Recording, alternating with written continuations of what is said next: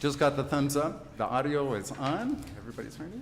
Call the meeting to order. We'll start with the Pledge of Allegiance. I pledge allegiance to the flag of the United States of America and to the republic for which it stands, one nation, under God, indivisible, with liberty and justice for all.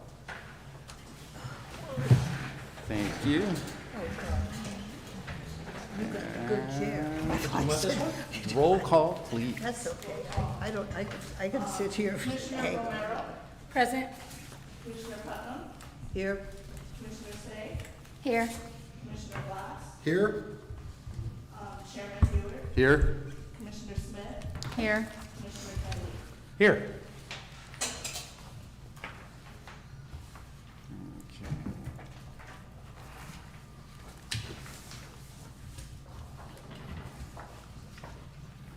Oral communication on the agenda. If anybody would like to spend 3 minutes bringing something up now that is not on the agenda,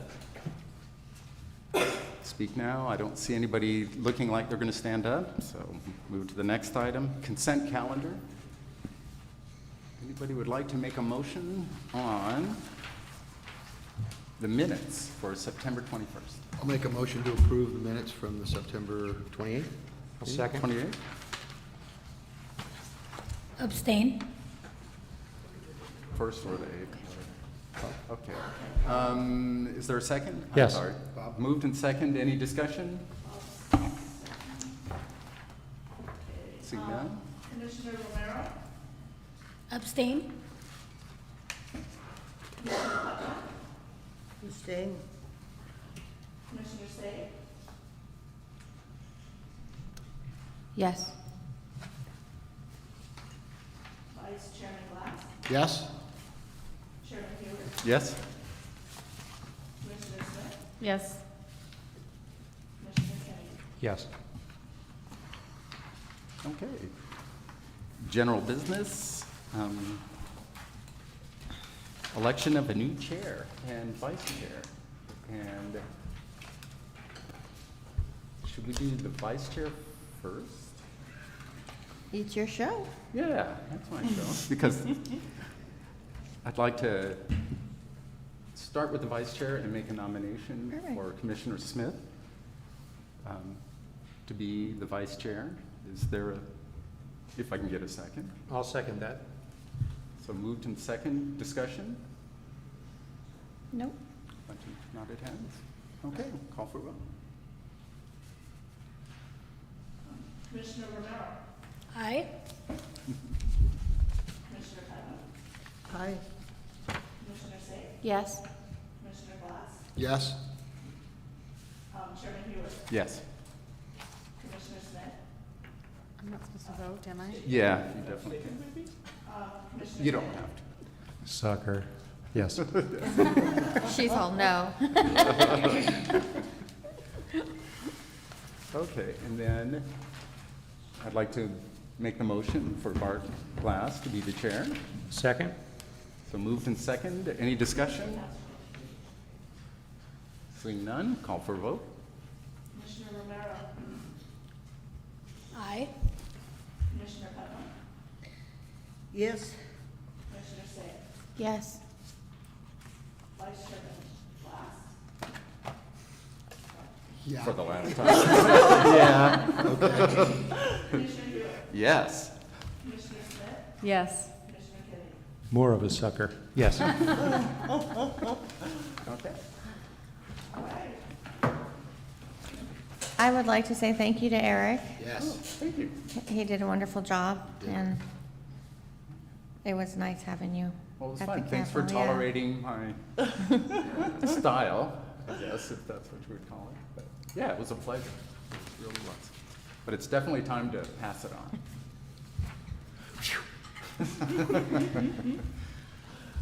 Okay, first order of business is, well, number 3 on the public hearing, zoning ordinance and amendment.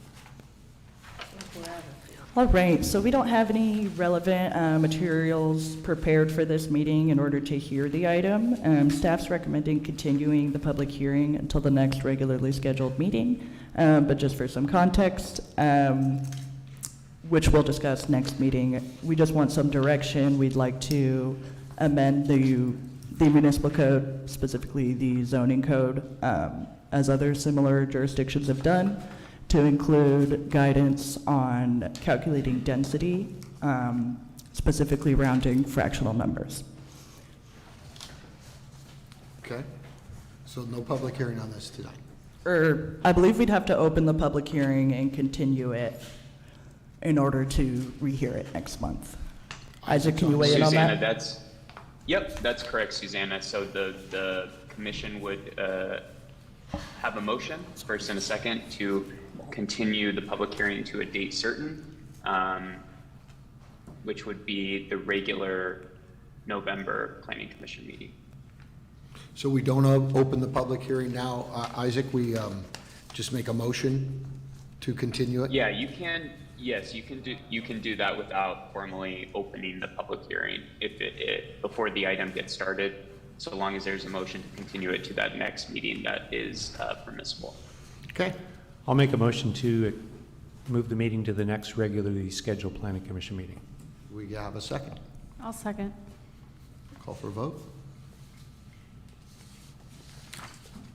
Commissioner Romero, Yes. Chairman Glass, Yes. Vice Chairman Smith, Yes. Commissioner Say, Yes. Commissioner Putnam, Yes. Commissioner Kennedy, Yes. Commissioner Buick. Yes. Okay.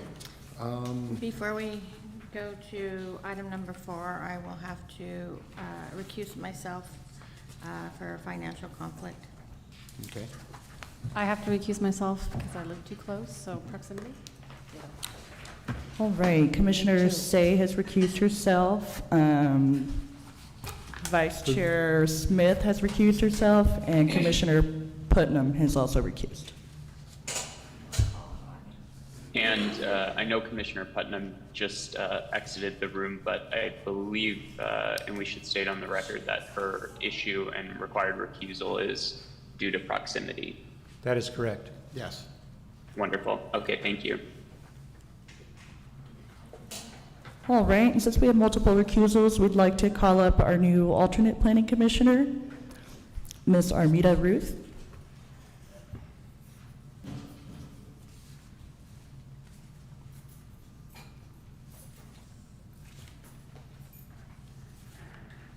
Welcome. Thank you. Okay, we can begin. Item number 4. Alrighty, so we previously heard this item last meeting.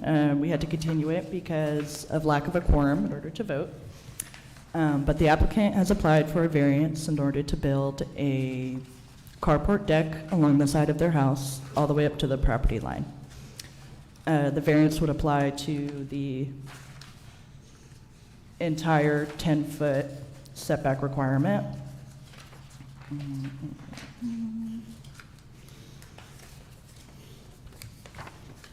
The project is categorically exempt under CEQA, under existing facilities. It is similarly exempt from a coastal development permit, and staff has included the recommended findings in order to approve the site plan. We're also recommending approval of the setback variance.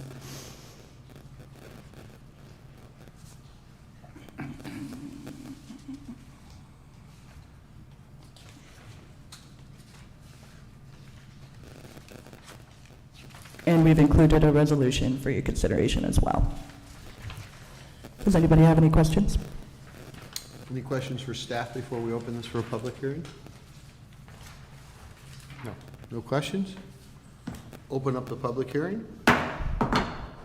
Anyone wish to speak for or against this item? Applicant want to say something?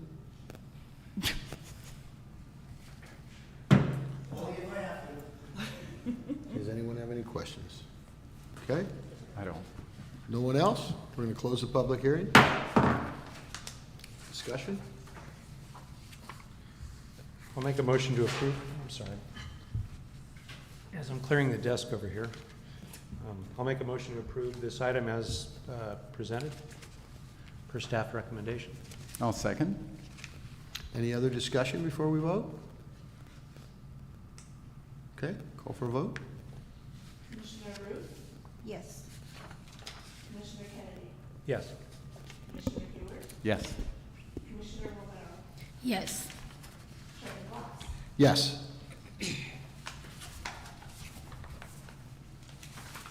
Okay, item number 5. Hold on, And let's, I was just going to say, while we switch out our commissioners on for recusal, I just want to note, Donna, it's pretty soft to hear online, so I don't know if it's the microphone or not, but it's a little challenging to hear.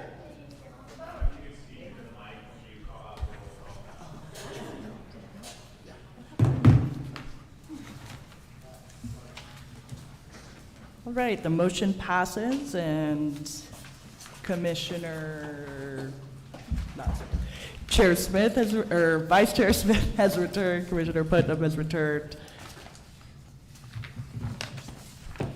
Commissioner Say has returned. So we'd like to thank Commissioner Ruth for participating in this item, and I'm sure we'll be calling her back soon as more recusals come in. thank you. Okay. Number 5.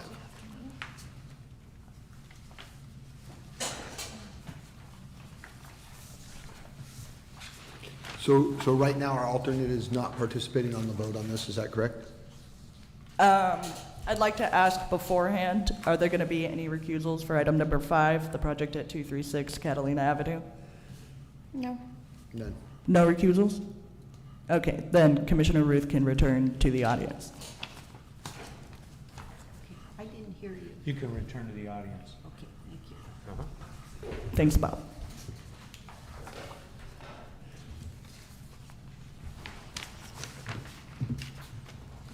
Okay. Item number 5.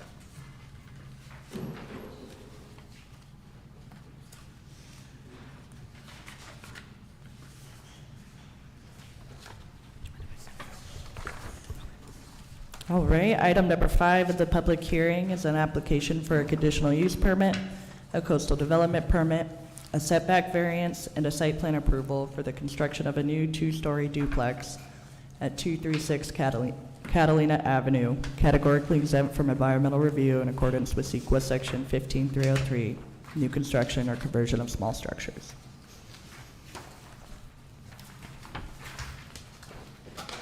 Just to clarify, this is a completely new application that we are considering as its own individual item, although I know we've had previous discussions on this particular location. This is a completely separate application.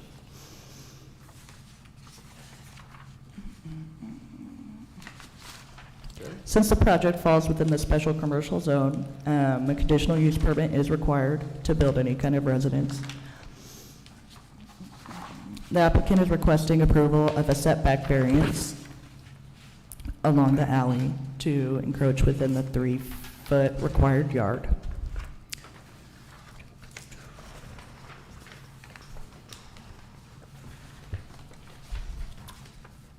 We have confirmed with Southern California Edison that the project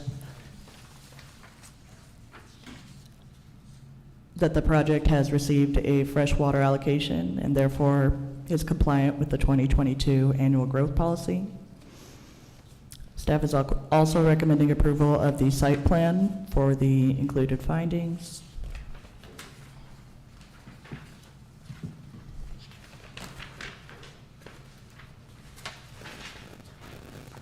As well as the coastal development permit.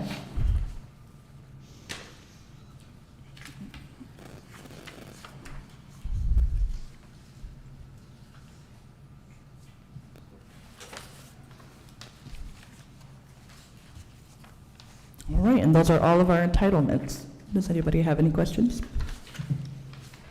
You know, with the water, do they have to return some? Because the water given was for 3 units and 8 bedrooms.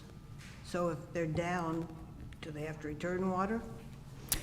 I'm not sure exactly how the allocation process addresses that. I know that any changes to their site plan would have to go back to Edison, but I don't see less water as being a hindrance, using less water as being a hindrance to this project. If they had increased bedroom counts. They have decreased, though. Correct. So, to reiterate, I don't think that there will be a problem with Edison moving forward as is, but we will be in communication with them before issuing a building permit, should the item be approved. Any other questions?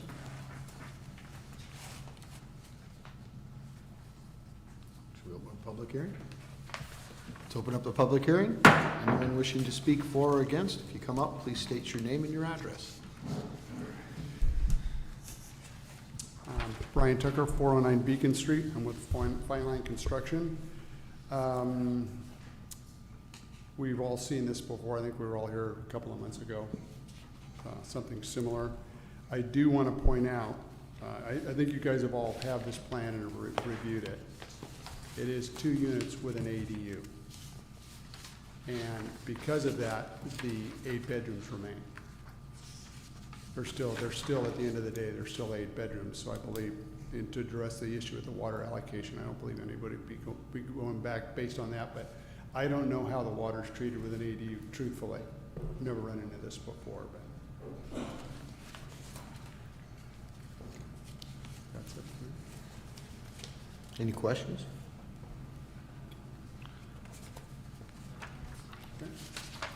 That would be the time to address any questions on the submitted plans, any of the application materials, any kind of clarification from the original submittal to this new application. Because we're actually dropping from a triplex that was approved, but when we redid the count on the land, is that what's going on? Where this Sorry, is could you being repeat dropped that? to 2? This is being dropped to 2 units, right? Because originally it was approved for a triplex? Correct. This item was resubmitted as a application for a duplex, which still requires a conditional use permit in the special commercial zone. The ADU is a separate application, but was provided for reference for the commissioner's consideration of the construction of the duplex. A separate application will be required for the ADU to make sure that it conforms to all of the state of California's standards as well as our ADU ordinance. And that would be reviewed and considered by staff, including any required parking, conformity, that kind of stuff. Okay. So to clarify, the ADU is administrative, correct?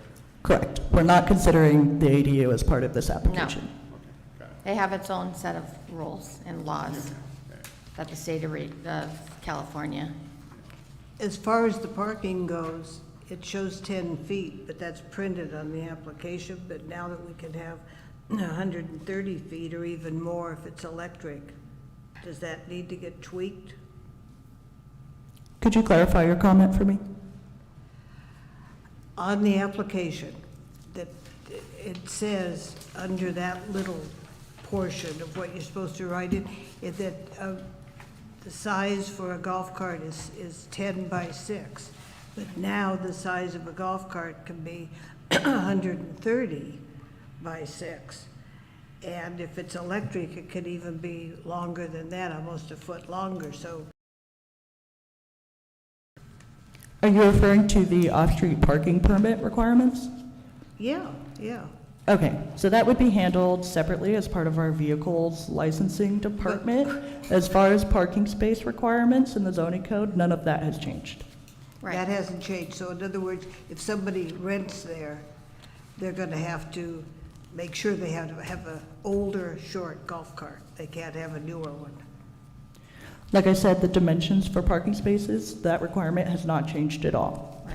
But we can consider that as part of a zoning code amendment, as part of a separate discussion, if you'd like to incorporate the different sizes of golf carts in that requirement. Or you can add that as a condition to this discussion, outside of a standard zoning code requirement. Well, and how, is one of these going to be rented? Or if rented, vacation rental? That wasn't part of this application. So there's nothing, we just are approving an apartment that could be anything, so it doesn't have to, because, well, I realize this is totally different from last month or the month before, but, you know, there was going to be one long-term rental, so that's out the window, at least for now.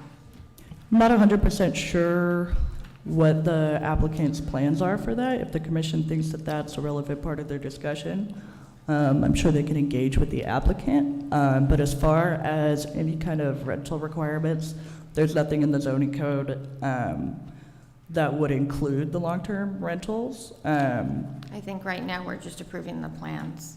Yeah. And then if they decide to They do have to come short-term, back. they'd have to come back for a separate application. Correct. Right now, we're just approving the plans. Any questions of, Where's the ADU going to be? I'm not very good at It's reading not- plans. Well, if you look, I think it's on the first floor in the rear. Oh, okay. Just curious. page A2, and it's the upper part of the plan on the right-hand side. Oh, where it says Unit 3 now, did I see that? Oh, no, I'm sorry, pardon me, it's the one on the left, Kathy. The one on the left of 8. Oh, okay. Yeah, these are my good glasses. That's okay. Thank you. any other questions?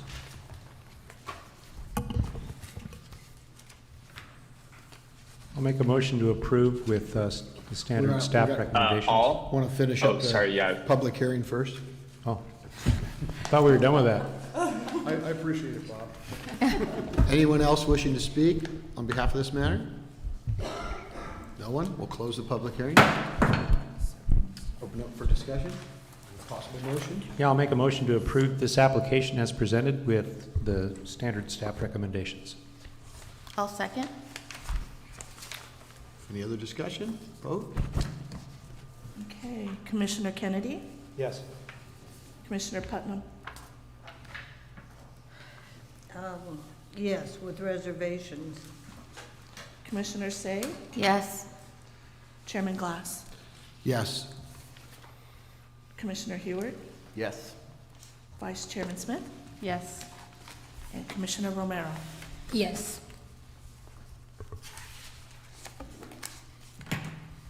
Okay. Next item, number 6. Thanks. Oh, this is me. This is me.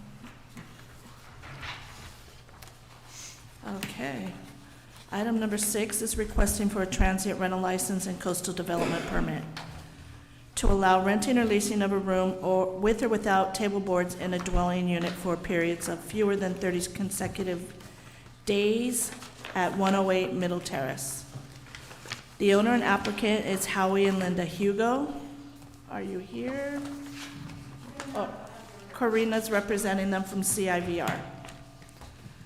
The property is located within the medium-density residential zone, and the property contains 3 bedrooms and 3 bathrooms. It is developed with a residential use consistent with the general plan and is allowed under the 2022 growth policy. The property is a duplex, and the upper unit will be used for a vacation home for the family and friends. The property manager is Catalina Island Vacation Rentals, and their contact information is available within the staff report. The subject property and all surrounding properties are developed with single and multi-residential units. The requested transient rental license does not involve any physical changes to the existing residence that would adversely affect or be material detrimental to adjacent uses, buildings, and structures. The saturation map attached in the staff report indicates that oversaturation will not occur. The proposed project is categorically exempt under Section 15305 of the state CEQA guidelines, minor alterations in land use limitations, which do not result in changes in land use or density. The project requires a coastal development permit under section 9-8.102 of the Avalon Municipal Code.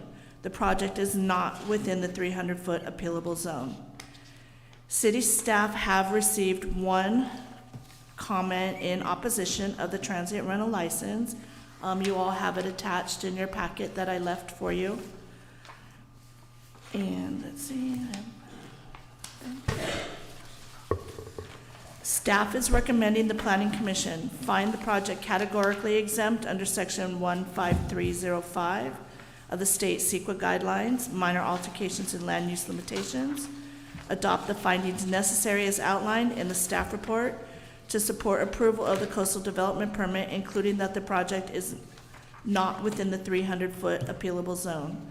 And find the application is allowed under the 2022 annual growth policy. That concludes my presentation, and I'm available for any questions. We'll start with questions of staff before we open the public hearing. I appreciate the thorough staff report. Thank you. Is there any kitchen requirement? There doesn't seem to be a kitchen in this bottom unit. No, it's a full apartment. The description and the picture both don't say there's kitchen. Let me look at the floor. I have them.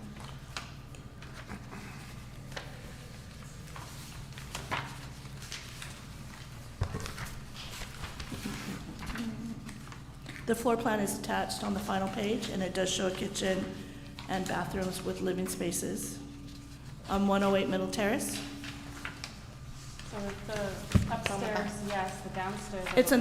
It's a bi-level. It's a two-level unit. It's a two-level, three-bedroom unit. Yeah. So upstairs, there's a kitchen, downstairs, it's just a bedroom, and then Oh, I thought the they were just adjacent. renting the downstairs, no. Well, I think it's 3 stories. Oh, okay. It's, So the it's top- four, it's 4 stories. The upper 2 levels are being used for vacation, the bottom 2 are the transient rental. Thank you for clarifying. Sorry about that. That's okay. Any other questions of staff?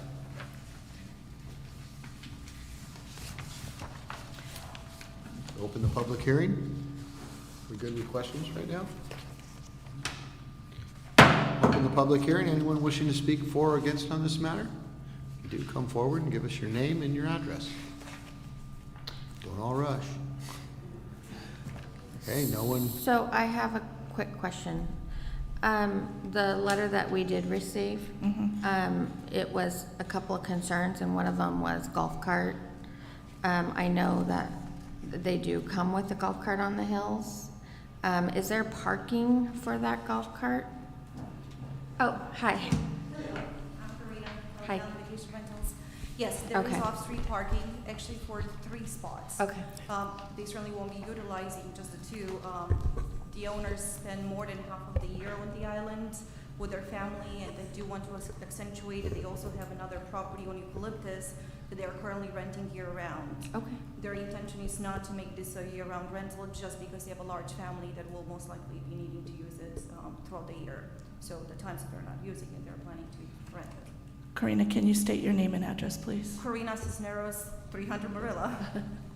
Thank you. Of course. Okay, great. I just wanted to make sure, because sometimes if there's no parking, then there can be a condition of, we can consider that, of not granting a golf cart. But this property seems, it is tight. I did go up there, but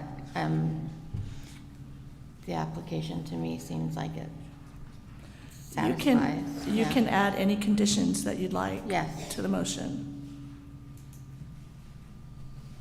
anyone else wishing to speak on this matter as far as the public hearing goes? Okay, we're going to close the public hearing. Discussion? Our motion? This is the first one we've had in a very long time that's had opposition. True. And that sits odd with me. And I also recognize and concerned with the fact that the sound travels so dramatically from the terraces. I'm inclined to say no on this item just based on those 2 facts.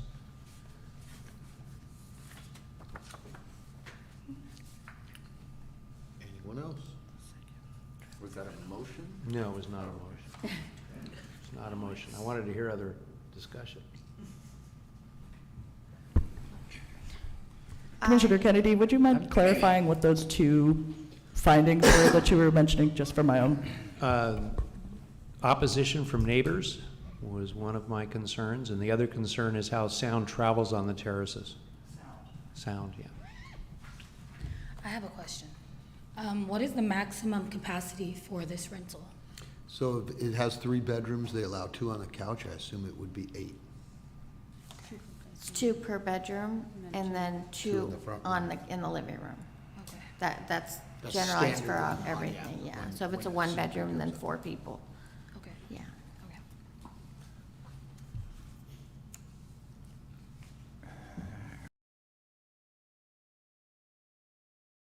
But I don't seem as compelling to vote or to oppose it, partially because, you know, sound travels, or the issues that come or hit pretty heavily in the flats. And I'm thinking as a consistency issue, this one doesn't seem to jump out for any special reason not to be a conditional use permit. I mean, that is an issue. I think it's an issue with All all of them, homes. right.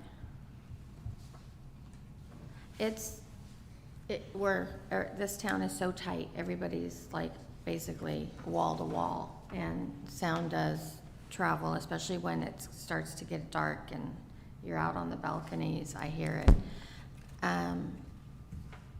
I think know that there are, which I say every meeting,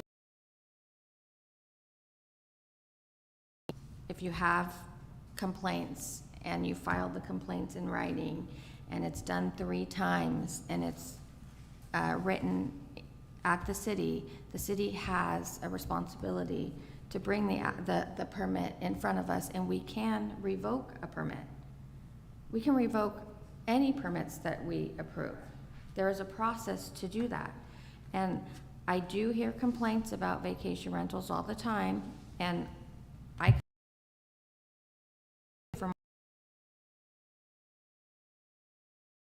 complain, and I think that our website is getting more friendly now to do so, that people need to start putting in written complaints, and that way it's documented and we can address the problem.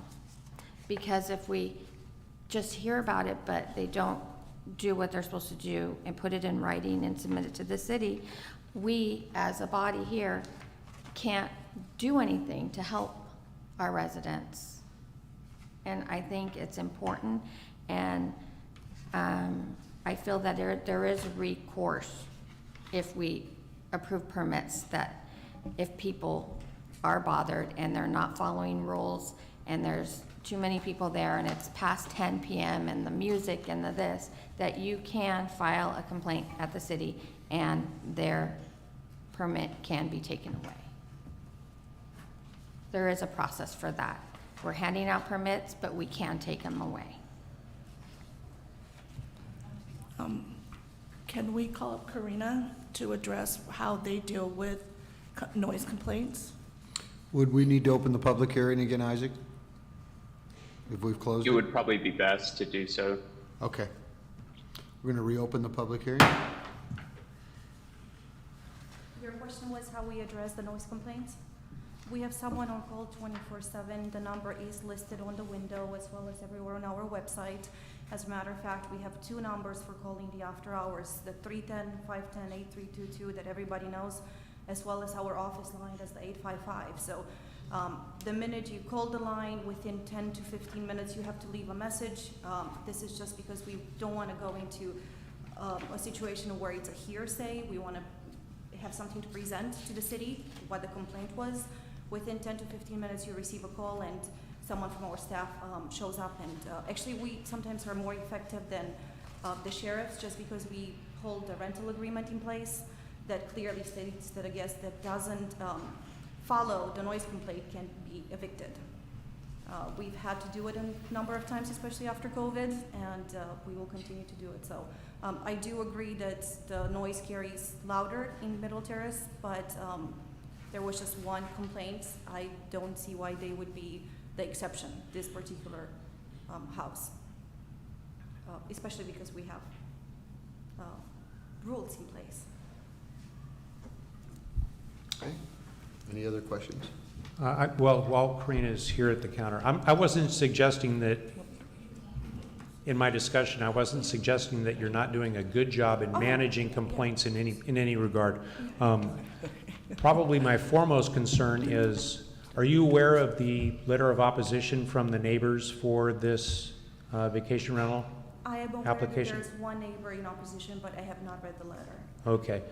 So you guys have not had the opportunity to address that neighbor with their whatever concerns they may have? No, but the owner is aware, and he's, like I was mentioning earlier, he spent so many months here. He's not one of those inactive homeowners that comes just twice a year. They literally spend 5 to 6 months. So I think they know each other, so I don't know what the, discussion is and how it's being addressed. I'm happy to address it with the neighbor, and if they need other contact information, I'm happy to provide it to them. A lot of the times, both myself and Lalo, who's our maintenance manager, provide even our cell phone numbers for the sensitive zones, just to make sure that everything is addressed in a timely manner.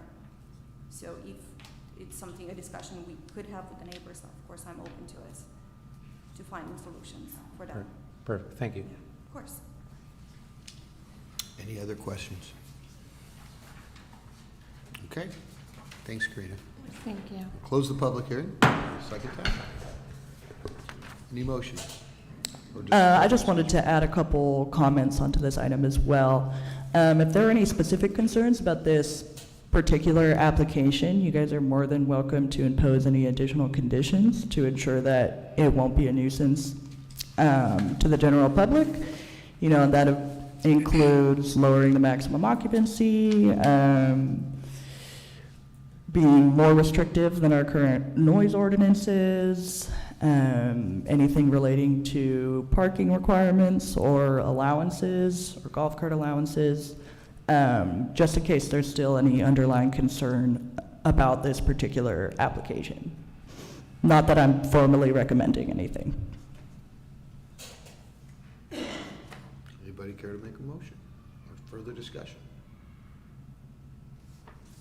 I hear you, and I hear all the concerns. Well, my only real concern is that, so I've sat here for some time now, and there are some,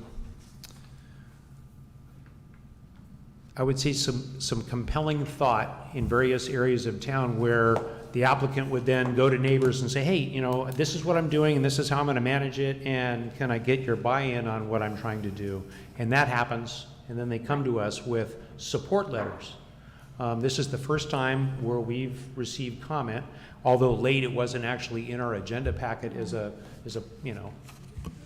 authored item by staff. It landed on our dais. And I heard about this on the street prior to seeing this letter tonight. And I thought to myself, well, at the end of the day, we are in a place that is regulating juggling a handful of balls. One is the welfare of our community and the need to have people come and vacation and have a good time and be respectful for neighbors and so on and so forth. The other thing is quality of life for the people that are in adjacent properties. And this is the first time where we've had direct opposition to what's being applied. And that's why I asked the representative on this application, has there been any dialogue between neighbors? Because normally that happens before it gets here. Right. And that's my concern. If the neighbors aren't too into this, now I'll step back a step and say, I don't really want them in my neighborhood right next door to me either. Right. Okay? But I can't vote on those. So, that being said, if I wanted one, I'd apply for one, and my neighbors would be the recipient for whatever it brings. And like I said in many meetings before, we don't make the law or the municipal code. We only abide by it and make sure that everybody's following it here. So if that change needs to be done and should be done, that comes from the council. And I'll roll the clock back, And I agree, and maybe it's something we do, and we did the study for years already, prior to you coming back.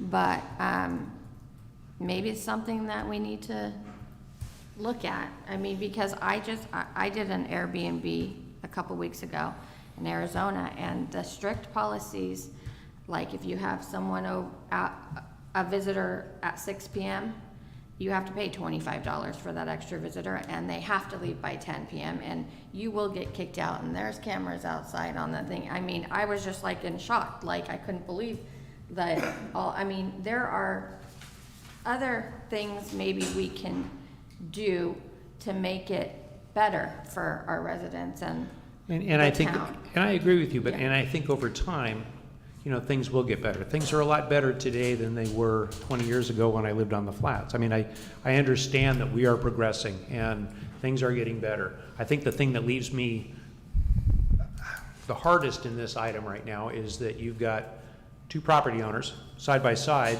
and they're not talking about this before it coming here. And I think that's where I'm a little sideways on this one over anything. So, I mean, I know like at Hamilton, we stopped allowing renters to have guests, which I think is a great idea. If there's 6 people renting the unit, there should only be 6 people in the unit. And you can't bring people in, you know, your friends, if you want to go meet them, go downtown and have dinner with them. But we have the gate, Ability which is because of the is CCNRs, totally different yeah. than the places in town to well, stop that. and the benefit you have is you have the enforcement. Yeah. Right. And what concerns me is I don't want to get our vacation rental process to a point where we need 4 more enforcement officers in the city Yeah. running around town. This one has this rule, that one has that rule. I mean, you know, at the end of the day, I mean, that might be necessary, who knows? But currently, I'm mostly at odds with this one because the neighbors aren't talking. So I would even be willing to hold this one over and give them the opportunity to talk before we make a vote on this and see if the two of them can together come up with some sort of option or ability to remedy the concern prior to it getting here. And I would like to make one more follow-up comment, going off of a comment that Commissioner Say brought up. I know I included the transient rental license regulations for consideration at one of the previous meetings. I'm not sure if I mentioned that our current ordinance is going to be expiring after the 2-year period since it was passed. So those regulations are going to be looked at comprehensively at a public hearing between the commissioner's staff and members of the audience. So anything is up for reinterpretation. And that would start here and then eventually be approved by council. And then for this specific item, I just wanted to read some of the basis for approval or denial of the license, because it sounds like there's a little bit of confusion on exactly what points we're considering for the overall license. So one of the main points of section 3-1.31 of the municipal code says, the planning commission may, with such conditions as are deemed necessary, approve a transient rental license which will not jeopardize, adversely affect, endanger, or otherwise constitute a menace to the public health, safety, or general welfare, or be materially detrimental to the property owner located within the vicinity. So like I said, a holistic conversation of the entire application is completely acceptable on a case-by-case basis for these. And any kind of conditions that would mitigate any of your concerns for each particular application are valid.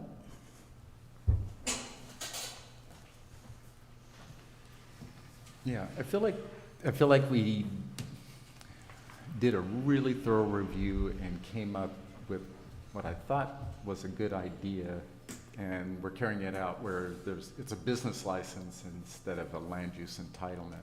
It's not a CUP anymore. Which, right, I think it seems like it makes it easier to revoke if they're not in compliance. And then, but I also agree with Commissioner Kennedy.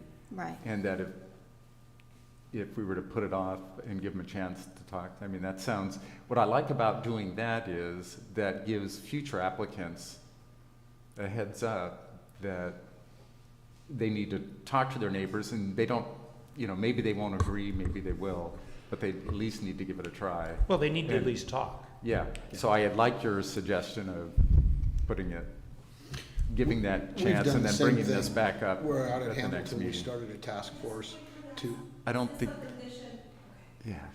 we did the same thing in Hamilton where we started a task force and it hasn't, I don't think it's met yet, but for the owners that do not rent their units to discuss what problems they see and how we can solve them together. So you'll have people that rent and people that do not rent. The majority of our owners, I think we have over 100 and some CUPs, and we don't have 200 units, so the majority of our owners rent. But to have the conversation, I think is a great thing. And that's how you're gonna figure something out, and that's what we're doing out there as well, so I don't have a problem with that either. Okay, then I'll make a motion to hold this item over to the next regularly scheduled planning commission meeting and give the applicant and the neighbor that voiced their concerns and complaints about this application the opportunity to discuss it, and then give staff a letter for whatever they decide between the two of them is appropriate to modify or not modify the application. So your motion's basically to hold this over? Yes.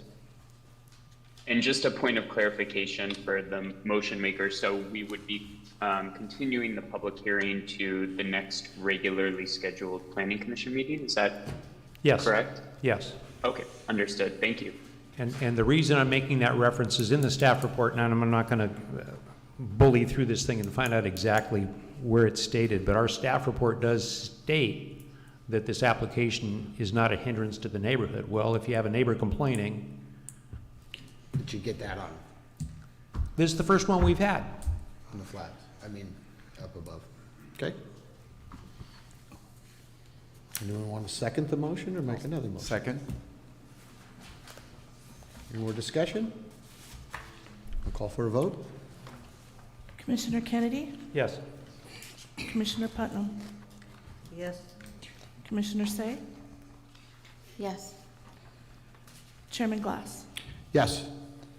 Commissioner Hewer? Yes. Vice Chairman Smith? Yes. Commissioner Romero? Yes. You have to go. Okay, the next item on the agenda is the Hamilton Cove one, which I'm going to have to abstain from. So I'm going to turn this over to Vice Chair.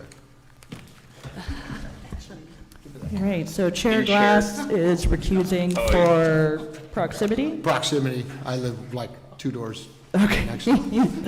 So Vice Chair Eric Hewer is going to be leading the discussion. Oh, Vice Chair Kathy Smith is going to be leading the discussion on this item. And I'd like to call our alternate Commissioner Ruth back up to the dais, or to the stage.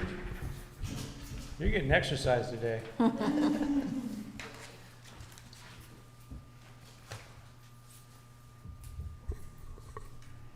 Keep it from rolling out from under you. All right, this is for item number 7. The location is 67 Playa Azul, which is located in Building 10 at Hamilton Cove. The owner and applicant Kathleen Streeter and Kim Wooden are in the audience tonight. The property is located within the medium-density residential zone. The property contains 2 bedrooms and 2 bathrooms and is developed with the residential use consistent with the general plan and is allowed under the 2022 growth policy. This is a condominium project, and I believe it is a duplex? It's 2-bedroom, 2-bath. Okay. Okay. The property manager is listed as Hamilton Cove Property Management Company, and their contact information is located in your staff report. Saturation, I'm going to have to read from the staff report because it's different, and I apologize. I have not provided a saturation report because more than 60% of the condominiums at Hamilton Cove are designated as transient rentals.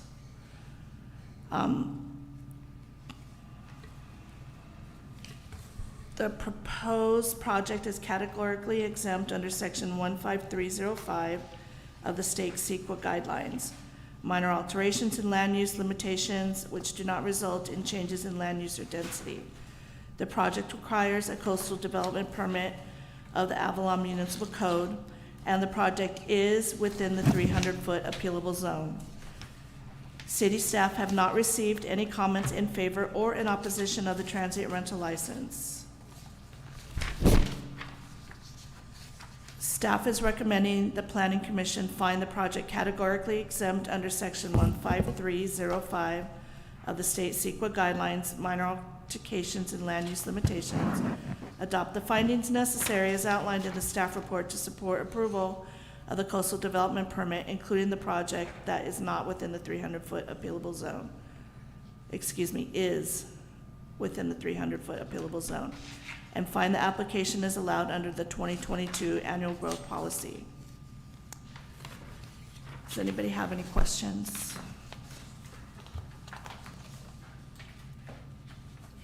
Thank you, Donna. In the audience. Does anybody have any questions for staff? So open the public hearing. Do you have anybody that needs to speak on this matter?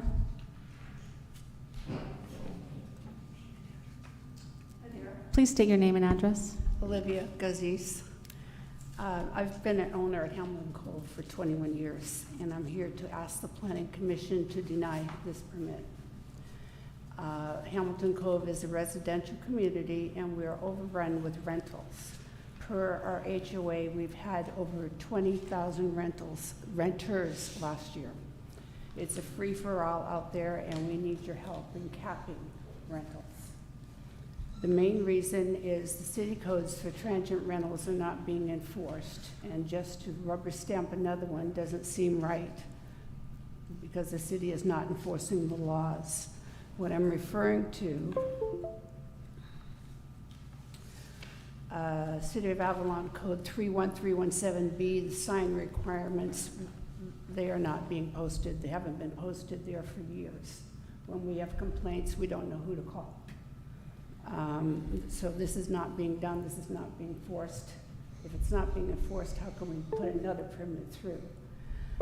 City of Code 31317G, occupancy. Rental companies, Verbo, B&B, Airbnb, and other owners don't physically check in the renters. Many times, I mean, I live right beside one that's a revolving door. They rent every day. There's a little lockbox on the door. No one knows who goes in there but me. I count them, and then I make my call. People are just over-occupying out there. So it's not being enforced. I don't know how you would enforce it, but it's not being enforced. So another rental would just add to the mix. City Code 31305, enforcement and penalties. It shall be the duty of the planning department to enforce and collect fees and penalties along with interest. I don't know about that. And that's not being done, I assume, or is it being done? You guys know.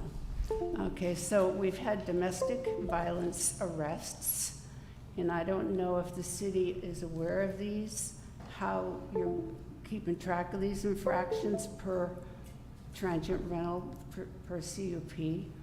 We have noise, fighting, drunkenness, and to my knowledge, during the past year, no renters have been removed.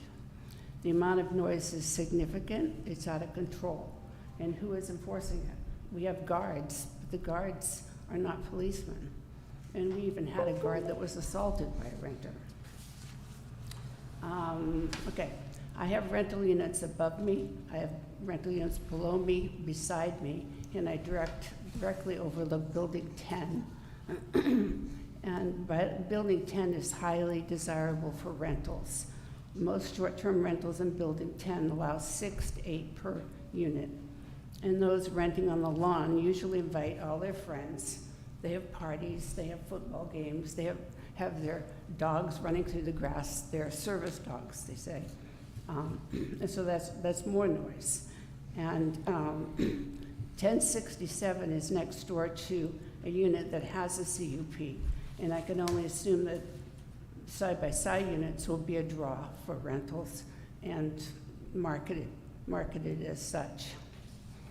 So granting another CUP would just add to the mix. I'm so bad at public speaking. Last week around 10 a.m., I heard loud voices yelling, screaming, screeching of a golf cart. The golf cart hit another cart. People were pleading with the driver not to drive. And I believe at this point, this person was never removed from the property. Then, one last thing. Okay, so the lack of enforcement by the city has caused chaos and is ruining our quality of life.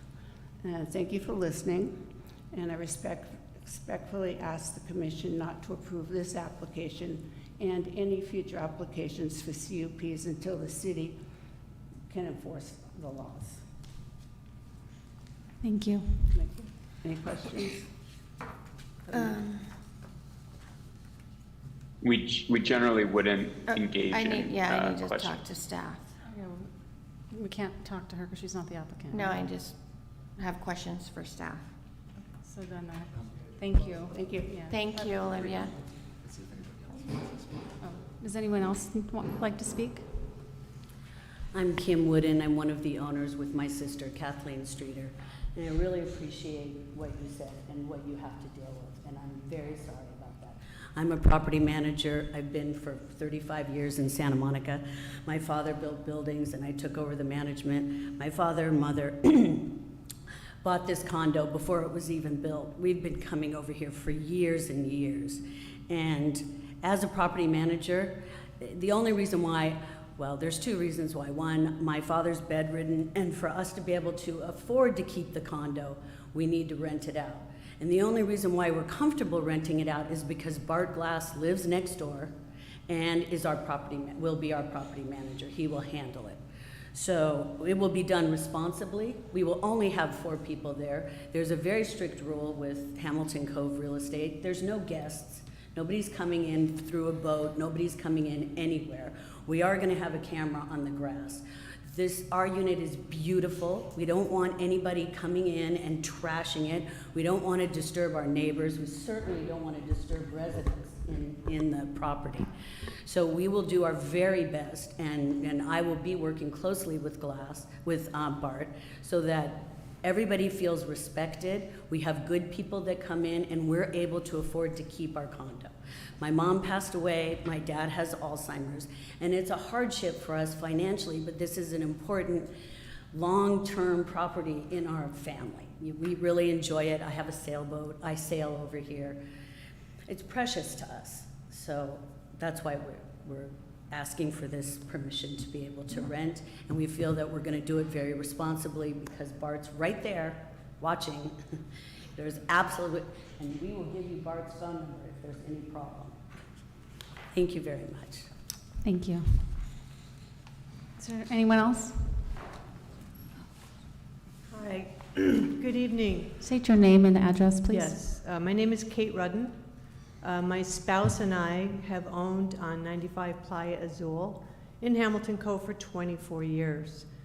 Neither my spouse or I are on the board of directors for Hamilton Cove Homeowners Association. The Avalon Planning Commission is an important government body which actions have a big impact on the residents and visitors in Avalon day in and day out. My purpose is to provide enough data so you can make a fully informed decision regarding transient rental permits in Hamilton Cove. Thank you for your time and service to the City of Avalon.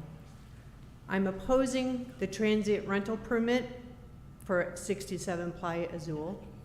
I would like to review with you current percentages of rentals by building in our residential community and the issues of oversaturation this has caused.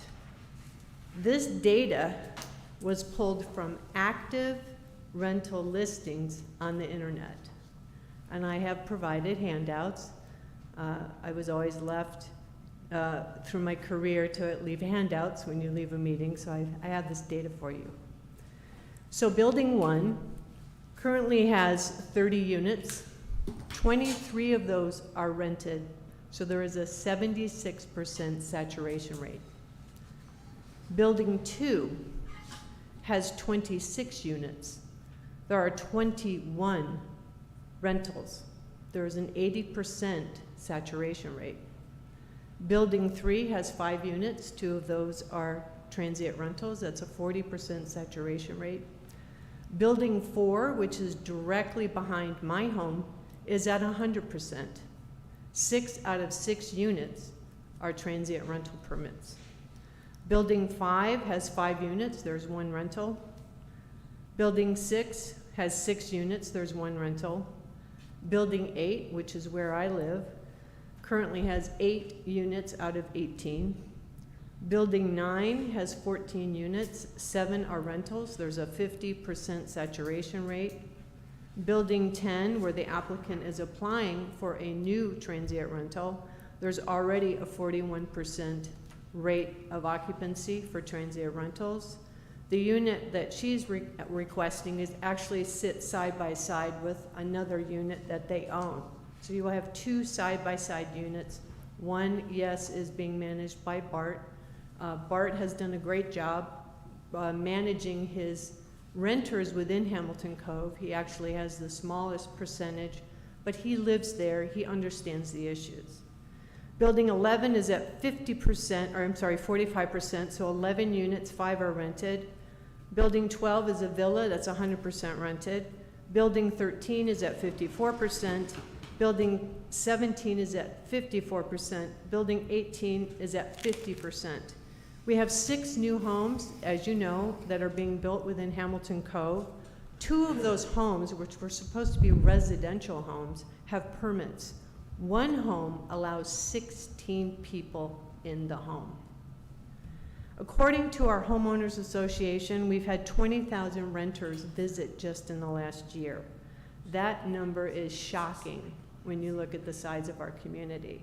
We're become a year-round destination. I've heard over the years that the city doesn't bother with Hamilton Cove, that we're not a part of Avalon, and the Coastal Commission requires the city rubber stamp vacation rentals in Hamilton Cove. This is not true. I've been in contact with the Coastal Commission. There is no automatic requirement to continue development of properties in Hamilton Cove. They have indicated that there is no requirement that the city approve all or any requests for short-term rentals in Hamilton Cove. They were unaware that Hamilton Cove is currently at 60% saturation, and this is of concern, and I will continue to communicate with them. As in fact, in March of 2022, this past March, the Coastal Commission voted 12-0 in support of capping short-term rentals at 30% in the coastal communities of San Diego. Stressing again, Hamilton Cove is at 60%. Olivia spoke about the concern of our safety and welfare. For the first time in 24 years, we've had to lock our doors. We have a gate leading up to the stairs on our balcony with a no trespassing sign. This has not stopped people from walking into our home. We are constantly awakened at night. Sleep deprivation has a huge and negative impact on our immune system, and I can attest to that. We have rental units directly across and below, not to mention Building 4, which is entirely 100% rentals. Noise from these buildings is insurmountable. You cannot even pinpoint where the noise is coming from because of the reverberation and echo. So as much as we want to alert the city to let you know where the parties are happening, I can hear it, but I can't necessarily find it. On 3 occasions this year, the sheriffs were called for domestic violence incidents by renters staying in Hamilton Cove. 2 of those domestic violence incidents occurred in the unit below me. To my knowledge, no rental parties have been removed due to violations of the municipal code. Quite frankly, rental owners don't want negative reviews on their rental properties. I've gotten to know many returning vacationers over the years, and they've stated they're not coming back due to the rowdiness and unpleasantness of their experience. The parties, the noise, the traffic, the trash, the drunkenness, the reckless driving, and out-of-control renters have only increased. Building 10, where the permit is being requested, is directly below us, and most units in that building rent to 6 or 8 people. As I mentioned, Unit 65 is an active rental that will be next to Unit 67, which is requesting the permit. These units are owned by the same people. We simply cannot absorb any more rentals at this time. Olivia mentioned that city codes are not being enforced. People have said we have a security guard, but our employees are not trained peace officers and not able to manage disruptive behavior of some of the renters, nor are they able to enforce city code. I do think people have the right to rent out their properties, but only if they manage the renters using their properties and follow the laws attached to the transient rental permit. Our HOA has implemented fines for breaking HOA rules, but this has done nothing to fix the oversaturation. We do not have peace of mind regarding the safety or even the former quality of life that we used to enjoy out there. More importantly, I cannot get those sleepless nights back. The review saturation and the impact of community. We're not an outlier island off this island. We're members of the community. We need to put a pause. We need to put a pause on adding any more short-term rentals. I thank you, and again, I thank you for your time this evening. And here are the articles and the data for your review. Thank you. Thank you.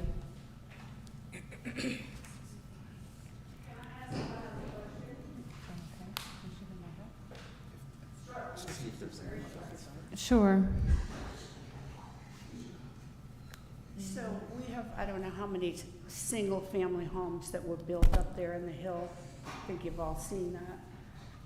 And one of them has a CUP for 16 rentals, so it's now, they're not single-family, they're duplexes. Are we zoned R1 out there? What is the zoning there? Correct, the zoning's low-density residential. Can you say your name, please? I'm sorry? Sorry to interrupt. Can we get your name and your address again for the record? 84 Playa Azul.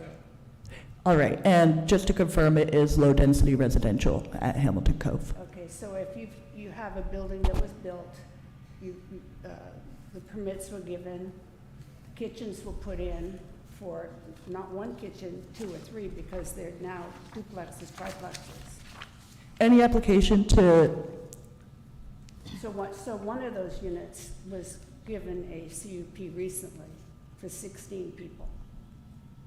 And Susanna, just a note, the public comment should be just for purposes of providing input on the application as opposed to a back and forth. oh, okay. So I think what Isaac is saying is I'm not going to be allowed to address your questions at this so time. I'll pass it on to you. Yes, Yes. thank you.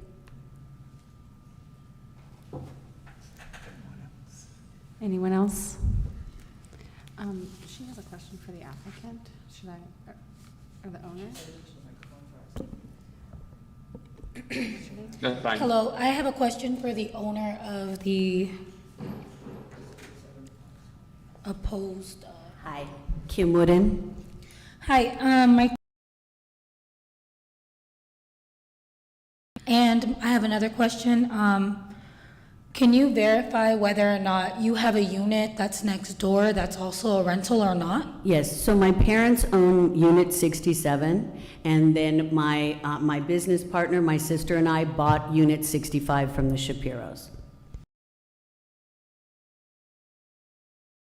Rented out by Bart's company. his So manager. how often are you available physically on the island?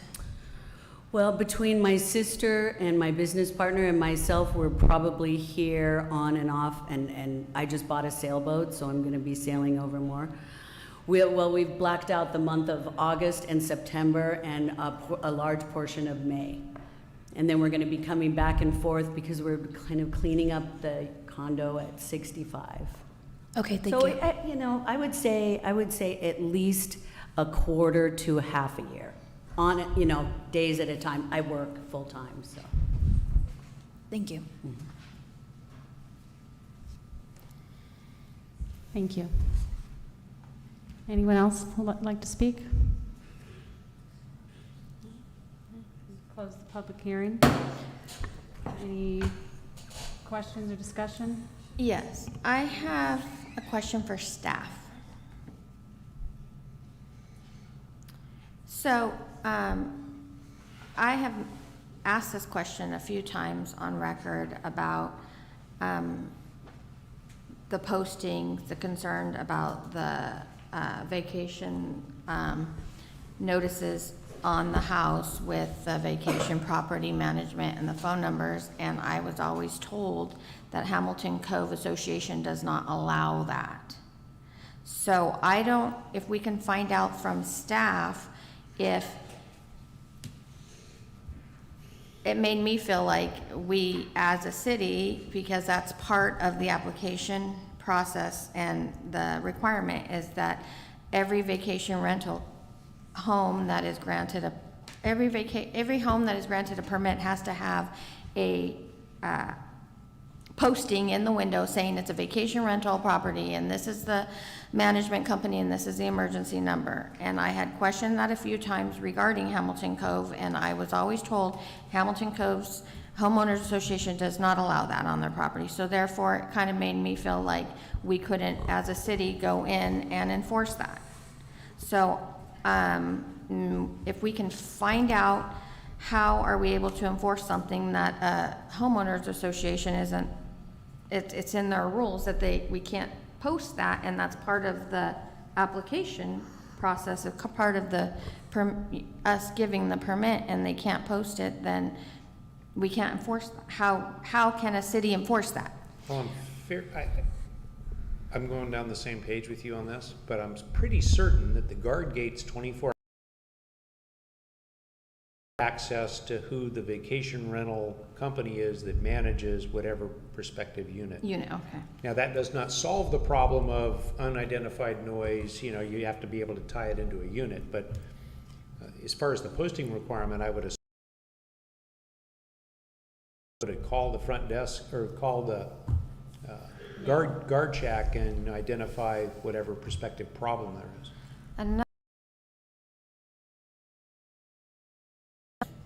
Saturation. We do have a saturation within the city limits, and this is Hamilton Cove. Does the homeowners association, if the staff can find out, homeowners association have in their CCNRs, how many rentals can be rented at Hamilton Cove, how many rental permits? And I mean, I know they probably have their own set of rules within their homeowners association. So I've been on the commission for almost 10 years now, and this is the first time that I've ever had an opposition. So, but I have questioned your concerns. I had questioned them before and asked, and they said because it's homeowners association that they have their own rules. And so do you know if Hamilton Cove, if that area we can regulate, if that's what the word that I mean, we should be able to regulate it. I mean, because we're issuing these permits. But what I'm saying, you've been here long too. And Yeah, we've never had, actually Hamilton and Bahia Vista. Bahia Vista. Are both not included in our saturation maps because the presumption Because- was they were, as the landowners in those two areas were supportive of conditional use permits. So was a consider concern that. because. At the time, the people who lived in those areas all presumed that that's a big part of what they are, both Bahia And Hamilton. and Hamilton Cove. So I don't think we have anything on record for that, and we've never, Well, because and we don't get, because their association's been managed by a group of board of directors, of which then gives the guidance within that development as to what does and doesn't happen as far as maintenance goes, as far as CUPs, vacation rentals. You know, use Fairview as an example. Years ago, Fairview had vacation rentals in their CCNRs, and as of late, they have none. right. But the interesting thing is it hasn't been an issue up Right. till today. And I'm surprised the saturation was below 50%. Up to this point, there was no, it could have been 100% as far as we were concerned, and it would have been fine. And in live some out there- cases and in some buildings, it is. It is, yeah, and that was the point of Hamilton Cove and Bahia Vista. Maybe that's different Yeah. now that people are saying it, so I'm not saying that needs to go forward, but up till this point, that is how it was. Yeah, we're not taking questions or anything, we're discussing. I can, So, yeah, how does? I can speak on the sign. It is in the municipal code that each transient rental license has to post an occupancy sign as well as property manager information Yes. in their windows. But they don't. And If I can finish. I don't know the specifics because I haven't contacted their HOA yet, but CIVR has just purchased 67 rental signs specifically for Hamilton Cove. Oh. So I don't know if there's been a change.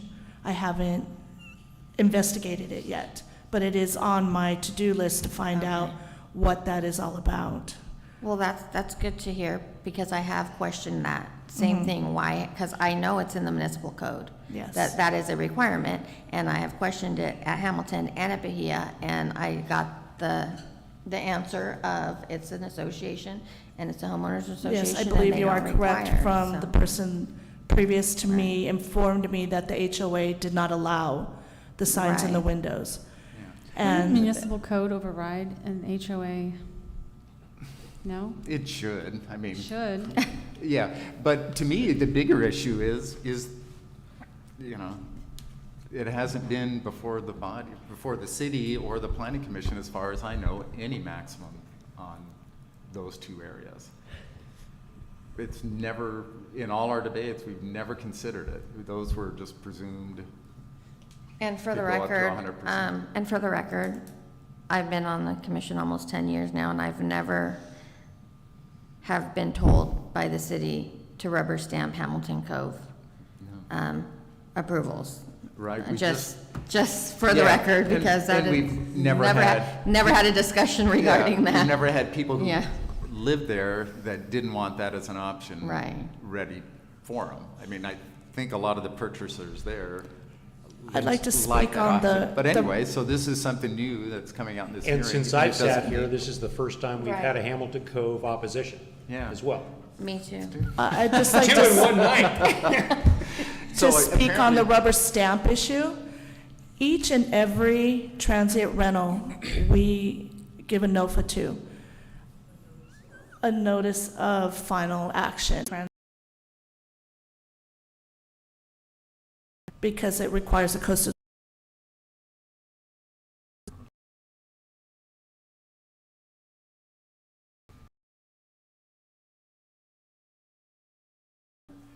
Well, it's interesting. I mean, the Here first we time sit. it's come up, and, Do we have any motion? is this Do we wanna- compares to the flats, it's about the same density of, but it's not the flats, it's a whole different place. Isaac, do you have any specifically tonight? Or is there additional I documentation? would like to get some information from the HOA, if possible. I mean, So maybe we continue this one? yeah, yes, please. Can someone make a motion? I'll make a motion to continue this item and request, Till when? till the next, meeting in November. I'd like to see if we can reach out to the HOA and get some, I can email some questions that I have, and if staff can get the feedback from the HOA regarding their transient, rentals out there, and if they do have a cap, or I'm concerned about holding this over to our next regularly scheduled meeting.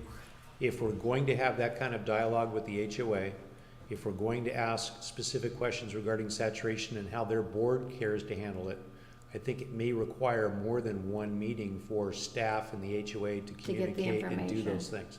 Now, I don't want to make this applicant wait forever, but I think being diligent and thorough is relevant here. I mean, if we've been ignoring saturation because we've been allowing their board to dictate that policy, their board may come right back to us and say, hey, as an elected board by the residents of Hamilton Cove, we feel we're authorized to do what they think they're authorized to do or not, but at least give them the opportunity to respond to staff and staff to appropriately prepare a staff report back to us based on those recommendations. I think maybe a meeting is short-sighted. okay. Okay, you Can want to make a I- motion? Can I Amend the motion? amend my motion? I'm not, Well, I think it's gonna take it might take It might take more a than, little.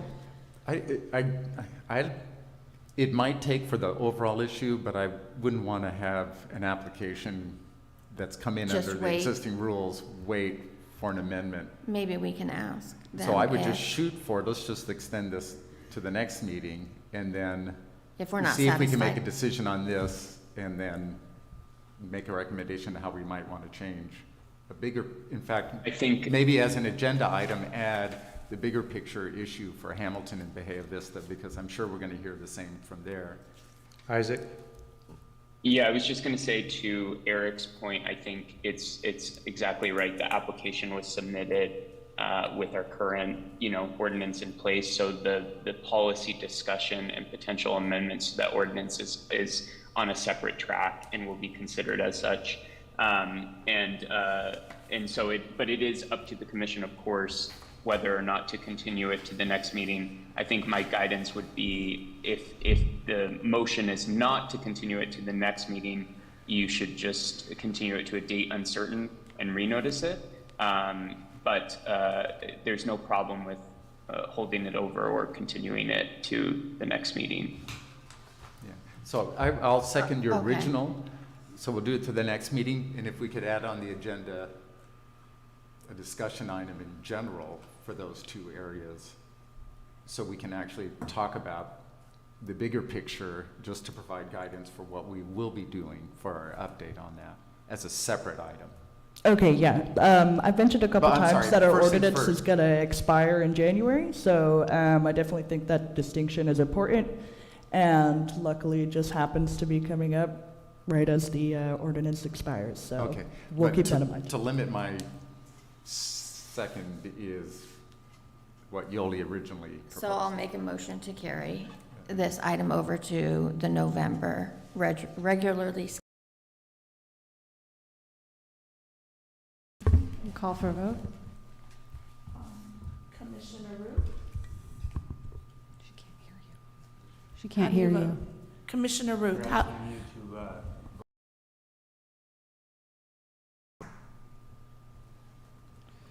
Commissioner Kennedy, Yes. Commissioner Putnam, Yes. Commissioner Say, Yes. Chairman Glass. Abstain? Oh, he abstained, sorry. Vice Chairman Smith, Yes. Commissioner Romero. Yes. Okay, Yes? yes. You forgot. Oh, did I skip you, Eric? I'm sorry. I should did it on purpose.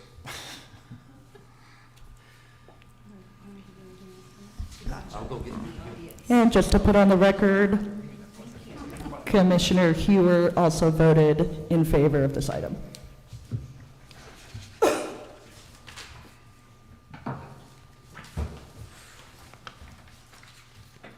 I have to recuse myself for the next one for proximity. Is that the, so do I. Is 8th grade in? Okay.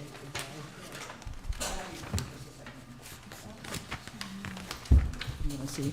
Before any of the commissioners let us know about their potential recusals, does anybody want to take a break before these last two items? No. No? I'm fine.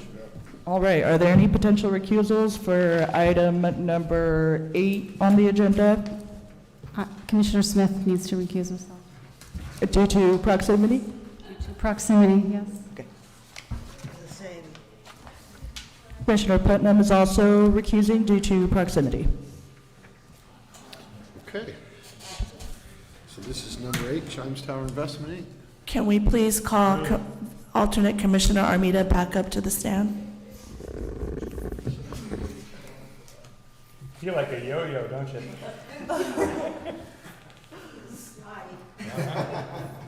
Certainly a handrail. Yes. Okay. Great.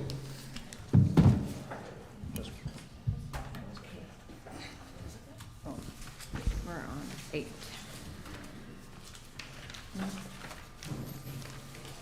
Did I grab you? Okay. We ready for the staff report? We're ready for the staff report. Thank you, Susanna. All right, this next item is an application to modify a recently issued conditional use permit, coastal development permit, and site plan, along with the associated environmental analysis, in order to incorporate additional employee housing within existing interior space at the Zangre Pueblo. This is located at 189 and 199 Chimes Tower Road in the high-density residential zone.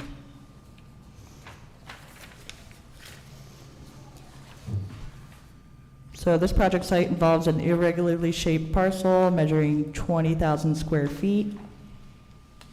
It was originally constructed in 1930, which was first a residential dwelling and was later converted into a hotel and has been continuously maintained as such. Following a recent change in ownership, the hotel underwent extensive upgrades and was granted a coastal development permit, a site plan approval, and a conditional use permit, as well as an adopted mitigated negative declaration. The current application proposes improvements to the south building secondary lobby area and on the 4th floor storage space with the intent of accommodating additional employee housing units. The scope of work is entirely limited to interior reconfiguration and partitioning in order to remodel existing, underutilized areas for living space. Existing plumbing and electrical facilities will be upgraded as well, and full plans have been attached for reference.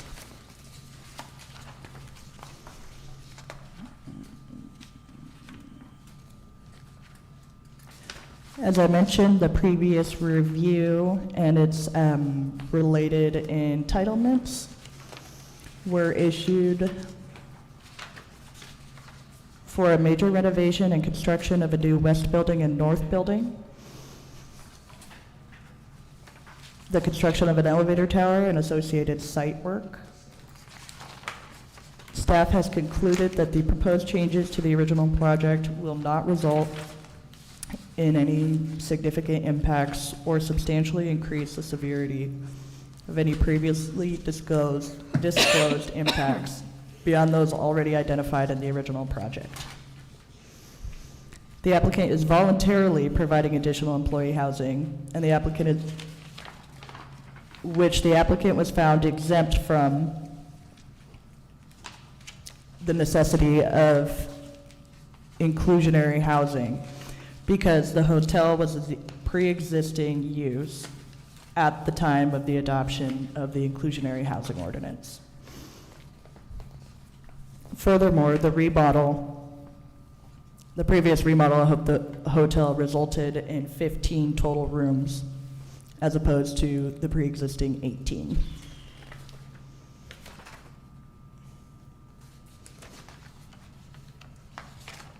All right, staff has determined it is in compliance with the annual growth policy and has yet to confirm the status of the fresh water allocation with Edison.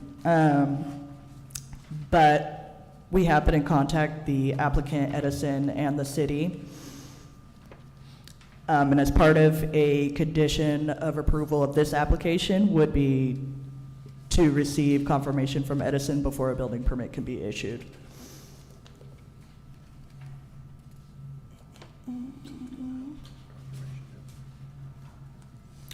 Staff has included the original findings for the site plan approval, modified with any additional findings for this current application in red for your review. And as mentioned earlier, the project does not make any substantial changes to environmental impacts because the renovations will be confined to the hotel itself and the uses will be substantially similar to those which have already been approved in the past. As none of the conditions above have been met because of any possible environmental effects from the project will be minor and insubstantial, a subsequent or supplemental negative declaration need not be prepared, in addition to the one that was issued at the original time of approval.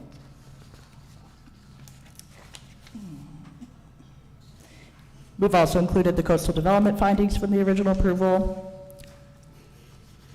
which have not been modified at all for this application. So staff recommends that the Planning Commission find the project exempt from environmental review in accordance with CEQA section 15162 regarding amending negative declarations. Adopt the findings to support exemption from, I'd like to clarify in the staff report,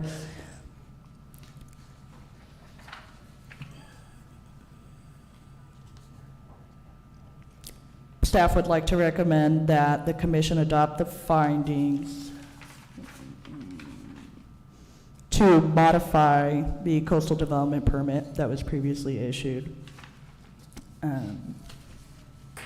as opposed to recommendation number 2 in the staff report. Recommendation number 3 is to approve the proposed site plan with all applicable entitlements incorporated and find the application allowed under the 2022 growth policy. Okay. Any discussion or questions before we open public hearing?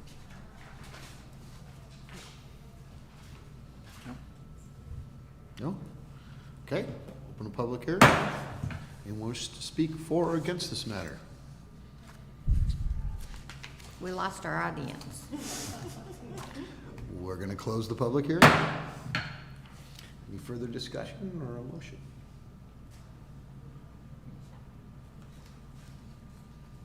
One comment. I find it unique that a hotel that wasn't required to have inclusionary housing for employees is now identifying the fact that they need employee housing.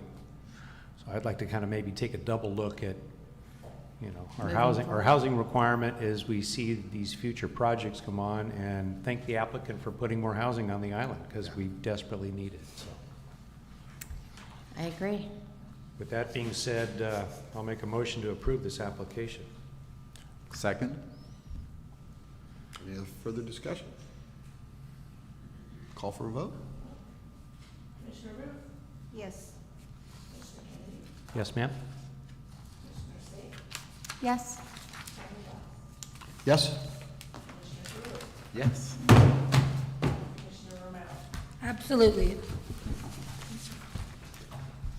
Okay. Last one. 9. All right. I'd like to call the other commissioners back Yes. from recusal. Who?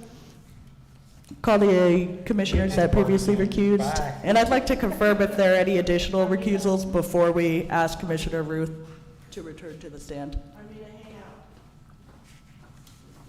Oh, We'd like to confirm there are no maybe further stand by for a recusals. second. You're moving? Oh, Bart's leaving? No, he's trying to get, Oh. in case there's an abstention.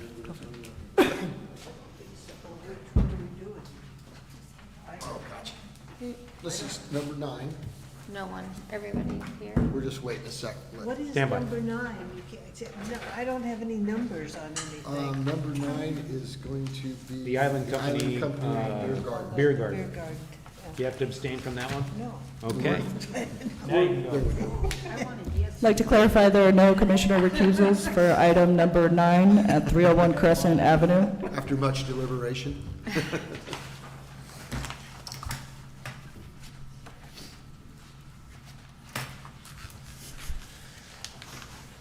Suzanne, staff report? All right, so the public and our commissioners may be familiar with this application as well.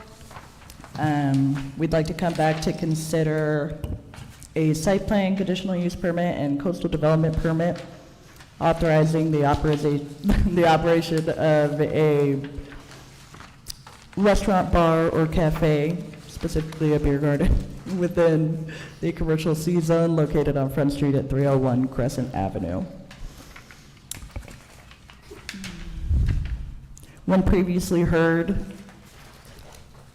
the commissioners requested further documentation from the applicant in order to make a more informed decision on the matter, which is why it was continued.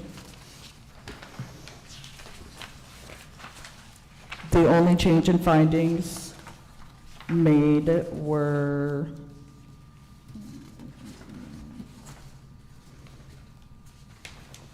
I believe we had some bolstering of the coastal development findings, but other than that, the staff report is almost identical to the one that we considered at a previous meeting. But I did want to note that the applicant is here in the audience and has prepared a presentation to go over the majority of the differences from the last time that we heard the item. Okay. Any questions of staff before we open the public hearing? Or did you have more? Why don't I go through the recommendations Oh, before sorry. we do the public hearing? My bad. So staff would like to recommend approval of the conditional use permit based on the findings included in this staff report, should the commission be in agreement with those findings. Adopt the findings to support approval of the coastal development permit as well, including that the location is within the 300-foot appealable zone. Find the project consistent with the 2022 growth policy. Find the project categorically exempt from environmental review in accordance with section 15303 of CEQA. And our final recommendation is to defer the approval of a site plan and provide clear direction for design details / alternatives to be considered as a future item of discussion and adopted by a separate resolution. Now I'd like to move forward with the applicant's presentation. So we're going to open the public hearing. If he's going to present something. Isaac? Yeah, that's fine. I think that is a good course of action. You can open the public hearing, the applicant can present, and then you can solicit any other public input. Okay. We're going to open the public hearing. Anyone wishing to speak or make a presentation, now's the time. Please give us your name and address if you would. Jeff Stevens, Newport Beach, California, representing the applicant. I'll make this quick. I just wanted to run through a couple of slides. I know words and pictures can tell part of the story, but not all the story. There were some good points brought up at the last hearing that are addressed in the presentation. One of them was obviously more details in the site plan, which we've pushed forward. The other item we heard was a request for the dumpsters to be accessible directly to the alley, which they aren't currently. Another one was for a desire for some kind of food, potentially above and beyond the planned menus of restaurants that agreed to provide delivery to the site. And the last one was the issues about the stains on the sidewalk that are actually off-site but adjacent, which I'll go through right now. So if I can just advance. Okay, so I'd just like to kind of quickly walk through the plan if I can. Starting with number 1, that's fire pits and seating on the Crescent or Front Street side of the project. That's where there's currently a building that will be removed, and that wall that's will be constructed to replace where the building is will be made to match the existing wall that goes around the Metropole side of the project. Number 2 is our new entry. It's a little bit farther from Metropole. One of the things we heard was there was some concern about crowds gathering near the entry, which was previously right here. So we've moved that further away from Metropole, and it's obviously wider, so that's our primary entry. Let's see, we'll go on to number 3, which are here in the back. These are to scale beer pong, for those that are interested in beer pong. Over here is to scale a ping pong table. These are just kind of an example of the kinds of activities we'd like to put on the site. They're portable. Almost everything on this site is portable, but we'll go over that in a minute. Number 4 is really the picnic benches, which is kind of a large portion of the seating on the site. It's meant to be community friendly, where people can sit down and share as opposed to having individual tables. Number 5, we're going to jump over to the bathrooms. These are, again, portable. They're unisex 3. One is accessible. Number 6 is the part of the back of the house. That's the, let's say, staff access way back to the dishwashing unit. That's where we're currently proposing to handle the dishwashing on site. Number 7, these are tables that can be moved, but they're simple metal tables. We'll see in some of the imagery, I think, that can be moved if there's a musical performance or any kind of activity that's going to happen there, private parties, whatever. It's a flexible space. And then number 8 in the back is where our dumpsters are.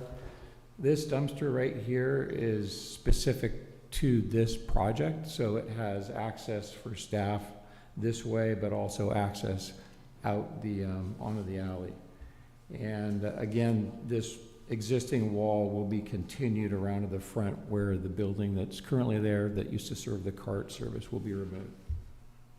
Apologies for the lengthy explanation, but these next slides will go quicker. So what we're showing here is just a concept for the front. This is where the existing building is currently standing.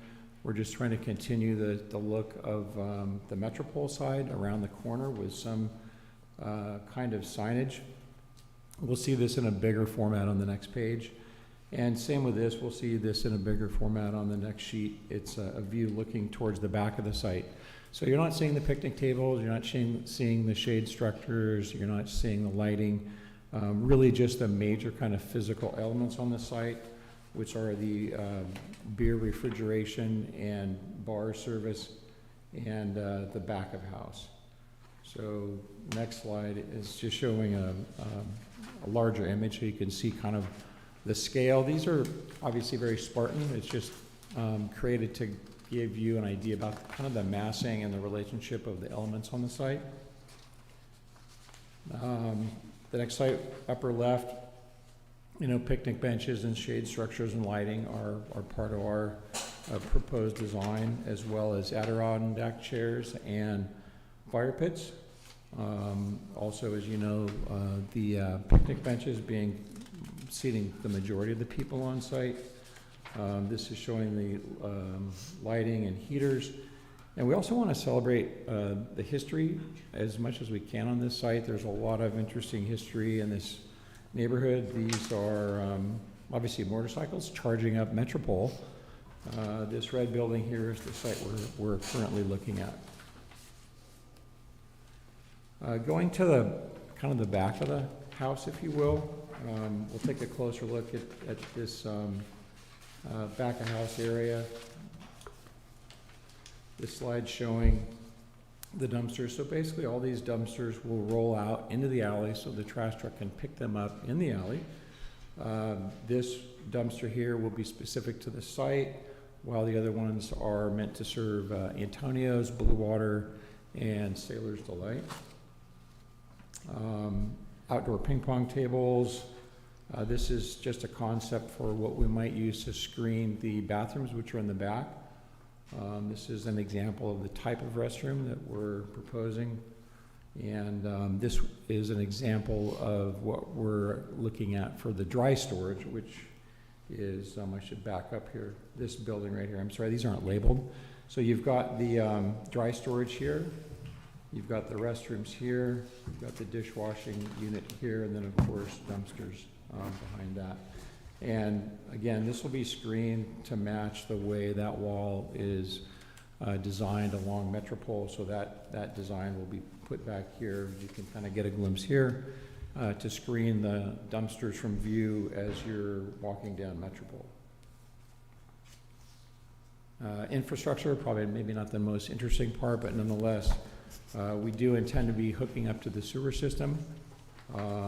That is on Metropole. Water and electricity and gas services in the alley, and that will just be brought around the back of the site to serve all the individual elements, which is really predominantly the restrooms, the bar service, and the dishwasher unit. Shade area in here, you're just kind of seeing the gray or greenish, I'm sorry, I'm a bit colorblind, sails to protect most of the site, but not all of it. It does get hot there in the afternoon. It's basically west facing with no, well, there's one tree on Metropole, but there's really, there's actually tree boxes for two. I want to clarify, and we'd be happy to talk about filling that second hole with another tree. And then finally, I think we all don't like what we see on the left there. That's been rectified. With steam clean using non-potable water. Of course, we put a sign on the cleaning machine, or on the power wash rather, that said we're using non-potable water because none of us want to wonder, right? And we appreciate the comments about that, because what we've actually done beyond cleaning it is ask the three shops, Antonio's, Blue Water, and Sailor's Delight, to transport. You know, they were previously transporting trash, I think, by hand, bags that were obviously leaking. So we've asked them to put the bags into, I think you've all seen them, they're like kind of two-wheel wheelbarrows, if you will, that contain any liquids during that transport. So that's actually probably more important than actually just cleaning up the mess, is trying to prevent it from happening in the future. And with that, I'm happy to answer any questions. So currently, the trash does come around to the back there from Blue Water and... Yeah, we didn't know that at the time, but it was pretty obvious where, I mean, there was literally a trail from the shops to the dumpster, so that made it pretty easy to find out what the source was. And so they're now using the buckets that will basically contain any fluids during the transport while they're getting back there. I have a question. What will the hours of operation be? We're envisioning... Tentatively. I'm sorry? Like, I mean, not... tentatively, like, is it past 10 p.m. or 11? No, not past 10. Actually, It was Okay. interesting. We did a lot of research on hours of breweries and beer gardens, and it turns out beer drinkers like myself are early people. Nobody's open past 10 p.m., so that would be our limit, would be 10 p.m. We're currently planning to operate 12 noon to 10 p.m. in the summer, and maybe a little bit less in the shoulder season of spring and fall. When you say you're looking for historical water, I'm just curious. Yeah, there's, we're trying to contact the owner of the bank building, which has a really big wall that's, part of the project. Originally, we were thinking we would do some murals on the wall, but that's their wall. So then we thought we might project things on that wall. Yeah.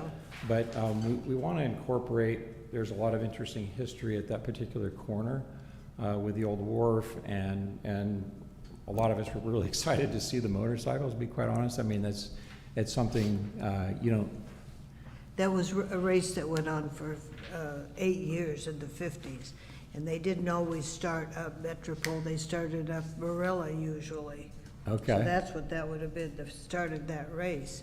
And you had a hotel there and with a restaurant and a bar, another restaurant and another bar. Yeah, so it could be a painting on the side. As you saw, I could go back a few slides real quick here.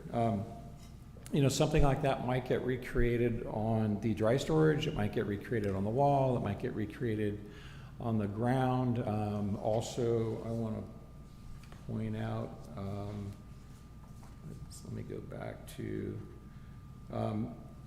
there'll be a screen on here. It's not shown right now. These dark areas are landscape, but this is a sliding gate, but we want to put, you've probably seen on construction sites, they're using really interesting graphics now on construction sites when they wrap them instead of just plain old green vinyl. They're using printed materials, so we don't know, or we haven't decided how to integrate the artistic component, but there's a lot of our opportunities to do that on the site. And we thought that was one of the more interesting ones. Now, when I asked about historical, I meant historical water. It says you're either going to get it from Mr. Nings. Oh, thanks for asking. Yeah, or- just today we provided an update from Edison. They are doing a transfer for us, so there was some water allocated for the site, not enough for the beer garden. I'm sorry? No, allocated from when? Well, there's there'll be 2 allocations from Edison for this site. One of them is from the pre-existing use, but that allocation was not sufficient for the beer garden. So I know that's what we've been told. So we've asked Edison to do a transfer from Mr. Nings, which had another water allocation that they're willing to transfer. We provided staff with a letter from Edison that just says they're working on that transfer, and that will happen sometime soon, but unfortunately the will serve letter we don't have for the entire, for the project yet comprehensively, only a letter from Edison stating that they are processing a transfer from Mr. Nings to the beer garden site. Sorry if I misunderstood.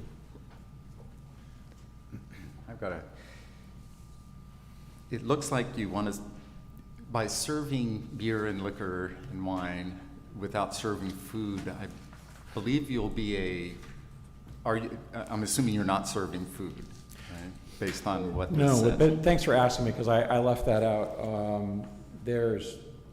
What we've done is, there's a spot right here that we're identifying as a food truck location. We believe we have more than enough seating. So as presented previously at the other hearing, what we're going to do is provide menus on all the tables of restaurants that will agree to do delivery to the site. So if you're at the site, you can pick up your phone, call Antonio's or another restaurant and have that food delivered. But at the same time, we're working on getting a food truck. It's a process getting permit and actually getting the truck over. But we're working on getting a food truck for the first year. Our vision is to have more permanent food facilities the second year. But to do the level of work that would require a full kitchen in the short amount of time, because we'd like to open Easter of 2023. We can't do a food kitchen that quickly, but that is our long-term goal. So interim would be always having the ability to order food to be delivered on the site, and we're working diligently to get a food truck. Yeah, and the reason I'm asking is, I think without a food truck delivering food to the site, I think you would be under a club liquor license, which would prohibit anyone under 21 from going inside. I mean, you'd be like the Marlin Club or JL. Without food. without. That's true. And For then, does the food truck change that? I don't think so, and I don't know, but for the first year, we're looking at a Type 42 license that wouldn't require food, but we would like to provide food, not only delivered on-site, but with a food truck. But I don't know Is the the answer. 40, I think, is that the brewers? I mean, No, fewer- 42 is beer and wine, no food required, but no minors allowed. Okay. But as I Yeah, said, and that's what I'm thinking is. Yeah, you're right. So right now, it's No adults minor. only. Adults only. yeah, until we have permanent food facilities, minors would not be allowed. So, and even if we have a food truck in the first year, minors would not be allowed because it's a Type 42. But we'd like to go to a Type 41 and more permanent facilities after the first year. Can you do a Type 41 with a food truck or no? It has to be permanent. No, that's another kind of technical question. I'm sorry I can't answer, but I believe, well, you have to provide, I'm not a food service person. I'm sorry that that person's not here to answer that question. I don't even know if they can answer that one because food trucks are unique. But 41, you're required to provide food, and that's our long-term goal. I'm pulling up the liquor license regulations right now if anybody wants Yeah, clarification. it sounds like, yeah, we know that what you're applying for now, it's going to be 21 and over. Yes, It's gonna that's be correct. more Yeah, like a type- club, bar. Yeah. It's a bar, an Right open now. air bar. Yes, Type 42 would not, it does not allow minors. It does not require food, but it does allow beer and wine, not hard liquor. But our Yeah, on the You're- application, it says beer and liquor on the background, but yeah, that's been a moving Oh, okay. target, but we've definitely agreed to a Type 42 for the first year and long-term Type 41. And again, so Type 42 is beer and wine, no liquor, no minors, no food required. And then second year, we would like to move to a 41, which would require food but allow minors. thank you. Question for you about trash area, because it's a mess, as we saw the one photo with all the stuff going in. Would you have drains or something put in there so they go into the sewer system? So when you do clean it up, they're not all being washed right into the bay, all that grease and everything else. I mean, is that anything that you'd consider or something we could make a condition of approval? So that there's a way to clean it up, that it's not all gonna get washed out in the street and end up in Avalon Harbor. Is your question regarding the dumpsters leaking? Yeah. Yeah, Yeah. okay. And being able to clean up the area, wash it down and all that. Yeah, well, I can't speak to dumpsters leaking. I don't know, but obviously none of us want to see what we saw previously. So we would certainly do whatever, either cleaning or, I'm not familiar. I mean, I'm actually pretty familiar with dumpsters. I'm renting them quite a bit, but I don't know how you stop leaking. I think my hunch would be that you would need to occasionally steam clean because I think they leak eventually when you pull them out and push them back. Fortunately, that would be limited to the property and a small degree in the alley. Excuse me, sir, I have a question. Hello. Yes. Hello. As far as food, is this open to all neighboring restaurants, or is it specified to Island Company operated restaurants? So far, we haven't really spoken to anybody because we're not there yet, but we have spoken to our internal at Antonio, so we know Antonio's, because it's, whoever's going to be delivering, would need to be able to provide the food. So, let's just say their restaurant was already at capacity. We wanted to say, hey, we need to know that you can actually deliver pizza, pasta, sandwiches, salad, and all that across the street, that they have the actual capacity to do that. So they're the only ones that we've spoken to so far. But again, I think second year we'll have expect to be providing on-site. So the first year is kind of an interim year. We don't know what vendors will have on site, but I think that's. So will you guys be reaching out to all of the neighboring restaurants in the first year? I wouldn't say all. That's a good question. We haven't thought that far about what restaurants, but I mean, I think it would be a pretty conscious decision that we'd want them to be really close. There was some concern about, you know, us generating traffic, which we don't want. We definitely want the food delivery to be pedestrian only, so that, you know, really limits, I think, you to maybe a block away. If I had to guess, you know, 1 block in any direction, I think would be a good service zone. I know there's great restaurants all the way over on the north side of town, but I mean, that's a... Well, I'm specifically like referring to the Metropole Marketplace, because that is right across the street, or to anything which, like you said, within proximity of that 1 block. Just because I'm curious as far as revenue, is that going to be, that's why I specifically want to know, is it reserved for island company operations that already exist, or is it open for mom and pop restaurants?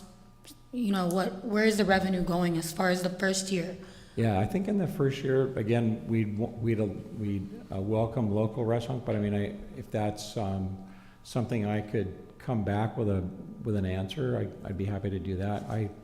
We just haven't thought that far in advance yet, Okay. but it's a good question, and sorry I can't answer it completely, but certainly I think we'd want it to be in a very tight zone. Metropole Cafe, I know, is right across the street, so that would be an obvious possibility, but we haven't taken it that far yet. So Thank you. I'm sorry. Any more questions of the applicant? Is staff allowed to make a comment at this time? That's fine. The food delivery and on-site, off-site consumption was something that came up in previous staff level meetings, and I also just wanted to bring up an observation for the commission's consideration about regulating what food is provided on-site, what's being delivered, the entire entryway system. You know, how are you going to regulate where the food comes from, who delivers it? If somebody could walk across the street and buy a sandwich and then return and come in, how is that going to impact the traffic along Metropole, where people, you know, already habitually jaywalk, and just how that is going to have an impact on the pedestrian usage of that area where you have the Coney crosswalk, the extended crosswalk up Metropole, the taxi station, the deliveries coming to and from Antonio's. I just wanted to bring some extra attention into that interaction and how it's going to be regulated and I guess kind of just managed, overseen. If I could add a comment to that? I did ask that question to our restaurant people because I was asked previously, and what I was told is there'll be a host station, which I'm sorry they didn't mention that, a host station at the entry, that they wouldn't allow outside food to be brought in. Delivery, yes, but for individuals to bring their own food in, because it's a liability issue. If somebody were to get sick and get, let's say salmonella or something really serious, that when you bring outside food in, it's a significant liability, and that's why that it wouldn't be allowed. Deliveries, yes, because then you know where your food came from, but BYO on the food is a problem. And yes. So it's only going to be whoever menus you put out is where you can order food only? In the first year, yes. Yeah. In the first year, that's correct. Yeah. And so somebody couldn't walk to Antonio's per se, get a pizza, and then come back and eat the pizza there. Wow, that's an interesting question, because we've already talked to Antonio's and they said they would supply us food, but if I can see where if somebody's waiting for a pizza and it's not showing up, they walk over themselves, they bring it in. That's why there's a hostess, I guess. But our plan is to limit deliveries of food into the site to the vendors that have menus on the tables. Okay, yeah, I understand how a lot of that could be Yeah. dealt with operationally. I just wanted to make sure it was brought up in discussion and, Yeah, well, I didn't know about the liability issue, but the reason behind not allowing people to bring in food is if somebody gets sick or worse, then it's a problem. I'd also like to note that we have another member of staff here, Bob Greenlaw, the Director of Public Works, if anybody had any kind of infrastructure clarification questions. Well, I'm assuming because there's going to be a restaurant on site, your intention is to put a grease trap in and all of those items necessary to actually have a functioning restaurant and bar on the property. Yeah, and that's one reason why sewer will be connected to the restroom, dishwashing station, and bar, just so all that's already on site. Yeah, that's right. Well, I'm glad to see the cleanup of the street and how that's been addressed. That's not the only place in town that we have that significant impact. So I'm really looking forward to seeing how well the rolling dumpster transport idea works, because we could employ that in other areas of town for sure. And I'll just a note for the record that we do have still an open public comment in case, I know we're still asking applicant questions, but just in case anyone else is around after the questions to applicant conclude. Okay. Do we have any more questions of the applicant? Thank you for your time. I appreciate it. Thank you. Anybody else wish to speak on this matter before we close the public hearing? Do they have anything online anymore? Has the public hearing been opened, Isaac? Yeah. Yes. It was? Okay. I just need a little bit of clarification, just because I'm new here and this is. Sure. So when I first was going over this, I was under this, Oh, yeah, excuse me, we're going to close the public hearing, Okay. and we'll go. Closing the public hearing, I'm sorry. Thank you. So to my understanding, when I was going over this, it was a family-friendly sort of a beer garden, which I had a lot of notes for that, specifically because I'm a mother and there's not a lot of places to go like that. So now hearing what I've heard today, this is being taken back to 21 and over this year and next year, like moving forward, even when there is food? I think at this point, you just almost have to assume that it's That it's 21 a- and over, I mean, because Okay. no one can see the future of what's Okay. going to happen. All right, that's what I wanted to know. Thank you. Any other comments amongst ourselves, or? No, and I'm glad you asked those questions because at first I thought the way it sounded was you can order from anybody and come in and sit. That's what I thought, that we'd be able to bring food in. I'm glad you clarified that.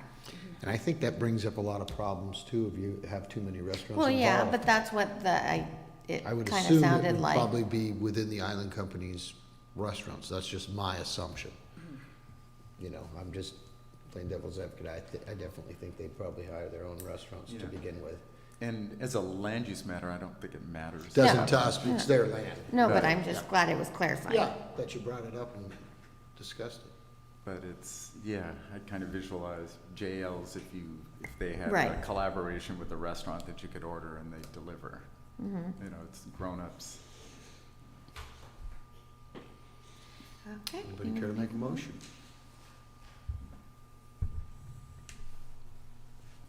I'll make a motion to approve the application. It's better than an empty parking lot. And I'm glad to Agree with see you on that. something new and improved, and I would like to encourage the applicant in the future to include the kids, but until we can. Makes sense. Do we have a second? I'll second. Any further discussion before we vote? Call for a vote? Commissioner Kennedy, Yes? Commissioner Putnam, Yes. Commissioner Say, Yes. Chairman Glass, Yes. Commissioner Hewitt, Yes? Vice Chairman Smith, Yes, although I have a question now. Commissioner Romero, No.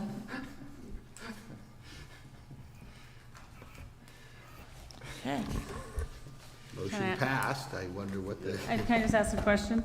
makes sense. The motion that was made, so the recommendations, the fifth recommendation was to defer the approval of the site plan. So what was the motion?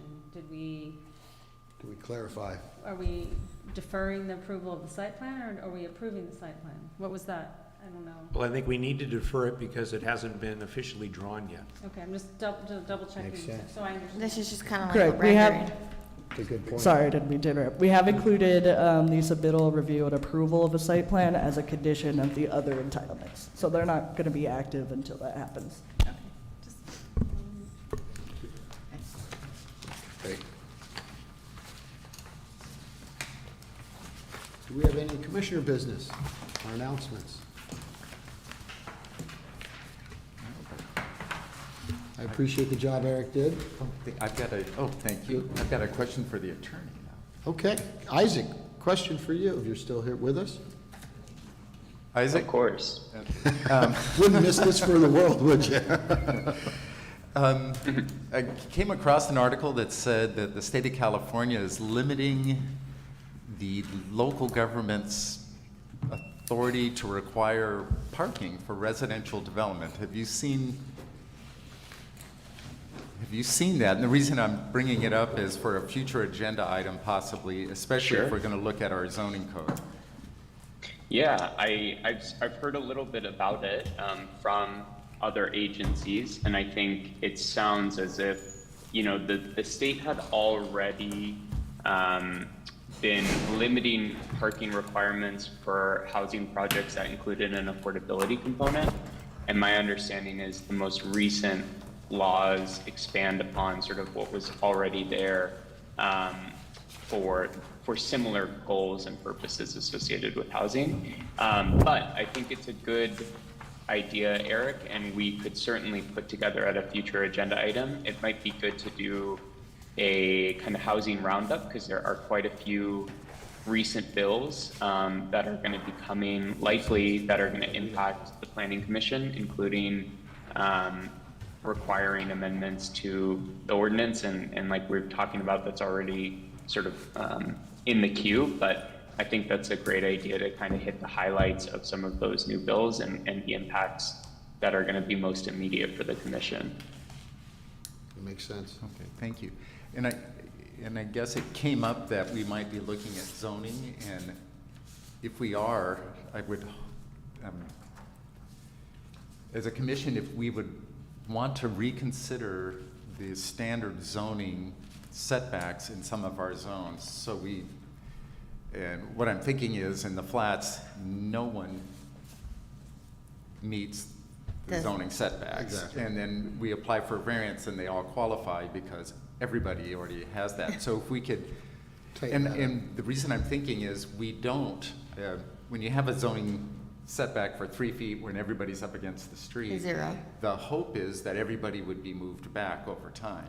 But I don't think we want that as a city. I mean, that's what makes Avalon Avalon. So it would be nice to consider those parts, which seem relatively benign, but I don't know. Anyway, if we could include that.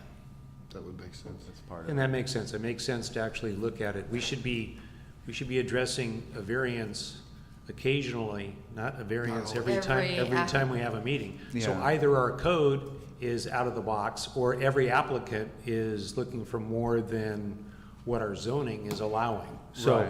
we need to look at it philosophically Yeah. Right. as well. That's kind of a staff / Isaac. Right. So just to clarify, only the transient rental license ordinance that switched from CUP to a business license, that is the only thing that's expiring this January. I do think it's a good opportunity if we're going to be amending the municipal code to look at some of our other code sections. And I certainly have a very long personal list of some edits that I would make. So I think we can figure out between the commission and staff how exactly we want to proceed with some of the large-scale cleanup that we need of the zoning code.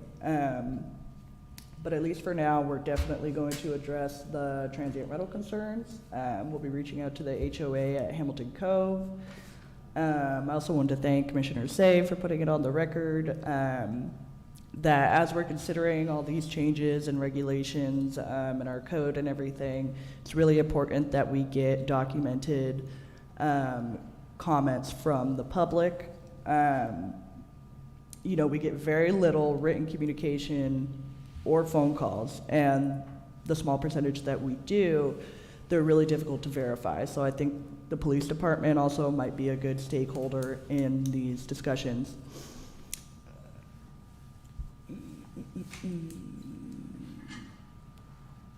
Can you reach out to Bahia Vista as well?